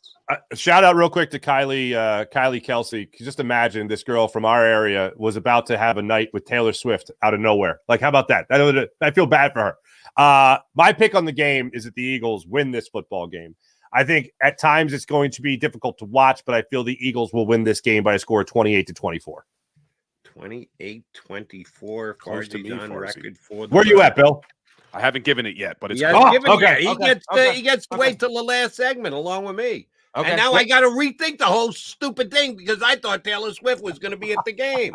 I did a video on my Instagram with Ray Didinger about how Taylor Swift sang the national anthem when she was 11 years old. It's the Sixers game, and that was all I've ever talked about. I am not a Taylor Swift, Kelce guy. You should have seen all the hate that came in my comments. Like, not you too, Bill, please, with this Taylor Swift talk, please. But I thought it was interesting that she sang the national anthem when she was 11 years old. Yeah, at the Sixers game. Hey, here's an unpopular opinion. I'm happy for them. I am delighted for Travis Kelce and Taylor Swift. They found puppy love. This is beautiful. Good for them. You know what? I like seeing the videos of them, being happy because, in a couple of years, it'll be like, did you eat my General Tso's? Did you eat my General Tso's? We all know how it goes. Come on, people. Be happy for them. Yeah, you're just a hater, Farzetta. I can't. MF, always a pleasure, buddy. Thank you for hopping on. He will be part of the pregame show tonight. He'll be back with the Farzy show tomorrow. Mark Farzetta, go get a nap. I'll try my best. Thanks, Jody. Bill, see you tonight, bud. See you tonight, man. Mark Farzetta here with us on Birds 365. All right. That's why we punch Farzy up. He's got inside Taylor Swift knowledge. I knew that there was a tragedy at her concert down in South America that a fan had passed away, dehydration. I guess they're crazy down here in Brazil when it's any kind of a massive outdoor event, be it a soccer game or a concert or whatever. And there was a tragic ending with the loss of life the other night. I did not know they had rescheduled it for tonight. And you know what? If that's the case, good on Taylor Swift. I know she likes Kelce, and we got enough video of them sharing embraces, and he made it down to South America for one of her concerts. She's married to her craft, and that's being maybe the biggest star on the planet. Good for her if she's going to put the show on tonight rather than come running back for a Chiefs-Eagles football game. NFL and ESPN won't be happy because, they wanted the ratings of whether she was going to be in the building or not. And I guarantee you at least one shot of that, and they'll know exactly which suite they'll be in. They'll give you a shot of the suite with just, even if it's Mama Kelce by herself, that she doesn't have the Swift family with her, there will be at least one shot of that if there is some change in plans and Taylor's there. You know what? I'll set the under over when we come back. Bill Colarulo's in for Johnny Mac. Jody Mac, we're going to come back, make our picks on the game and the under over of the suite that the Swifts are going to be in tonight. Bill Colarulo will give you the number. I give it. FanDuel, DraftKings. Somebody's going to have a place where you can bet it. Ocean may have it on theirs. Somebody will have the under over. How many shots they'll go to of the suite tonight.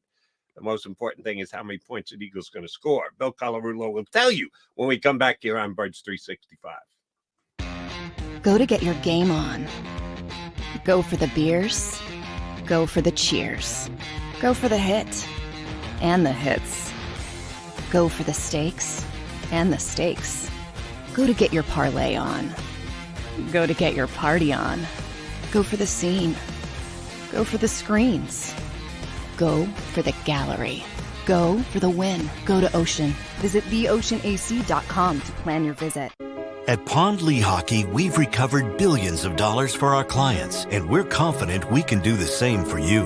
With over 250 years of combined courtroom experience, we've helped over 100,000 injured clients obtain some of the largest settlements in Pennsylvania. One conversation is all it takes to help you and your family get back on track.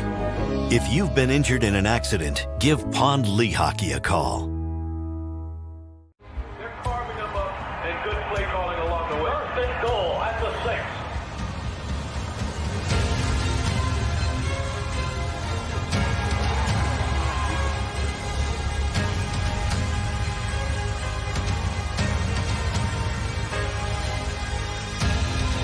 On the field of life, First Trust Bank is there for you. Champions on 3. 1, 2, 3. Because Philadelphia dreams deserve a Philadelphia bank.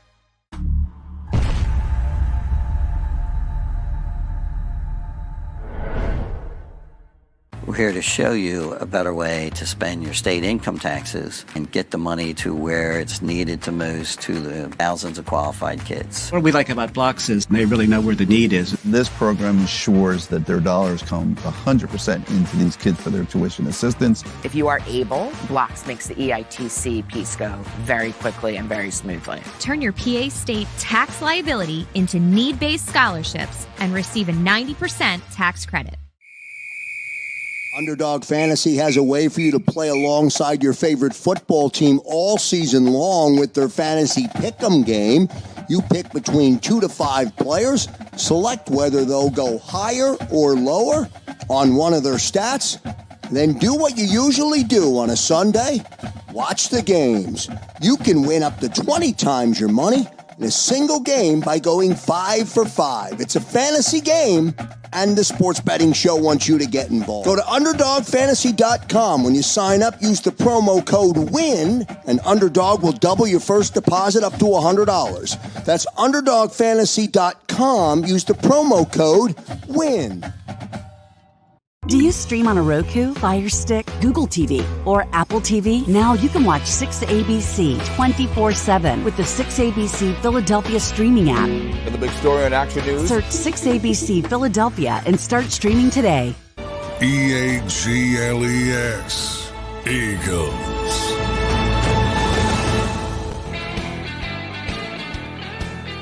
Appreciate you streaming in here on Birds 365. Bill Colarulo in for Johnny Mac with me, Jody Mac. All right, for those of you who are just streaming in, We'll catch up. It could be Steve Michael on the stream here. Said he just crossed into Missouri. I hope he's driving. I hope he's not flying, because you're not supposed to be on the phone typing stuff out when you're in the middle of the air. You know you can crash a plane that way. You throw off the whole computer stuff. So put the phone away, Steve, if you actually are streaming in live right now. For those of you who missed the earlier part of the show, we had BLG on, Brandon Lee Gouton, who said Eagles win by 2 scores or more. He's got the Eagles with a pretty hefty win and a high-scoring game. Had both teams in the 30s. We just had Farzy on. He said 28-21, right? Was that Farzi's score? I wrote it down. I can't remember. 28-24, I think is what he said. 28-24. So Farzi's got the Eagles winning. That's what it is. It's a 4. Thank you. I missed the 2. Johnny Mac was on. We got the Wi-Fi issues worked out from his hotel in Kansas City. He's got it more low-scoring than anybody else. 26-13. The Eagle defense can hold the Chiefs to just 16 points. So 3 for 3 Eagle picks so far. Bill Colarulo, I need a final score for you tonight when all is said and done, Eagles and Chiefs. It's getting me a little bit nervous because now we're going 4 for 4. I got the Eagles winning this game as well. I got it at 27-23 Philadelphia Eagles. That Chiefs defense has done a great job of holding teams to under 16 points. But this Eagles offense has shown they can pretty much score on anybody as long as they don't turn the ball over. I think they're going to put up 27 points, and I just don't think the Chiefs have the same firepower on offense to match it. 27-23, Eagles go to 9-1 tonight. All right, Bill, you and I have the exact same score for the Eagles. I think the Eagles are going to score 27 points. I was on yesterday morning on WIP with my buddy Glenn Macnow. I listened. Good show. Good show, Jody. Thank you very much for that. We always make a pick at the end of the show leading into the Eagles. We're on Sunday morning before the Eagles play, usually a Sunday later in the day show or a Monday night show. And Glenn's got this bit with the folded piece of paper with the final score on it. So I give my score, and there's just dead silence. And Mac now goes, I can't believe this. So he takes a picture of the folded piece of paper. And oh, by the way, it's an actual folded piece of paper. He writes it down on a folded piece of paper, takes it, sends it to me, texts it to me. He picked the same exact score I did. But we're not consulting with each other. We've got the exact same score of the game. Eagles 27, Chiefs 31. I think it's going to be a higher scoring game. I think that the lack of superstar wide receivers has not slowed Patrick Mahomes down. He's thrown for as many yards as he's thrown for more yards than Jaylen Hurts has. I think it's going to be a high-scoring game. I think it'll hang in the balance just like the Super Bowl did to the 59th minute. I'm sorry to say. Somebody had to pick the Chiefs since we went 4 for 4 on the selections here. Everybody taking the Eagles. I really was. I did not know that Taylor Swift was not going to be at the show tonight. I would be that much more confident that the Chiefs would be winning if she was in Kansas City. That will be my excuse tomorrow if the Eagles win, and I got to explain why I picked the Chiefs. Maybe Taylor changes her mind at the last minute and comes to the game. Who the hell knows? Here's what we do know. Johnny Mac will be with me tomorrow, assuming his Wi-Fi is good, and we'll give you a recap of the game. I know we got a ton of stuff coming up between now and then. You got Bill sticking around for the Power Hour next, and he's going to be part of the pregame show tonight. Cast the thousands on both the pre and post-game show. McMullen will be on both. You're going to have to wait 22 hours till you get me again. I'm coming back tomorrow morning here on Birds 365. But other than that, I'm out of here. Bill, thank you very much for jumping into the lurch today. Good job. Thanks for having me, Jody. Always enjoy it, man. Our pleasure. Billy's up next with the Power Hour, so you want to keep it right here on the JAKIB Media YouTube station. Thanks to Zander for zigging and zagging all day long with power outage and Wi-Fi and stuff like that. It should be a great game tonight, and we'll be right back here on Birds 365 to talk about it in 2 and 2. You've been listening to Birds 365, the destination for the passionate Eagles football fan who bleeds green. If it's Eagles football, we're talking about it. Debate, inside the locker room, and guests that are some of the greatest football minds from around the region. We hope you enjoyed the show. We know we had a blast. Make sure to like, comment, and subscribe, and we'll be back soon. But in the meantime, hook up with us on social media at JAKIB Sports. See you next time on Birds 365.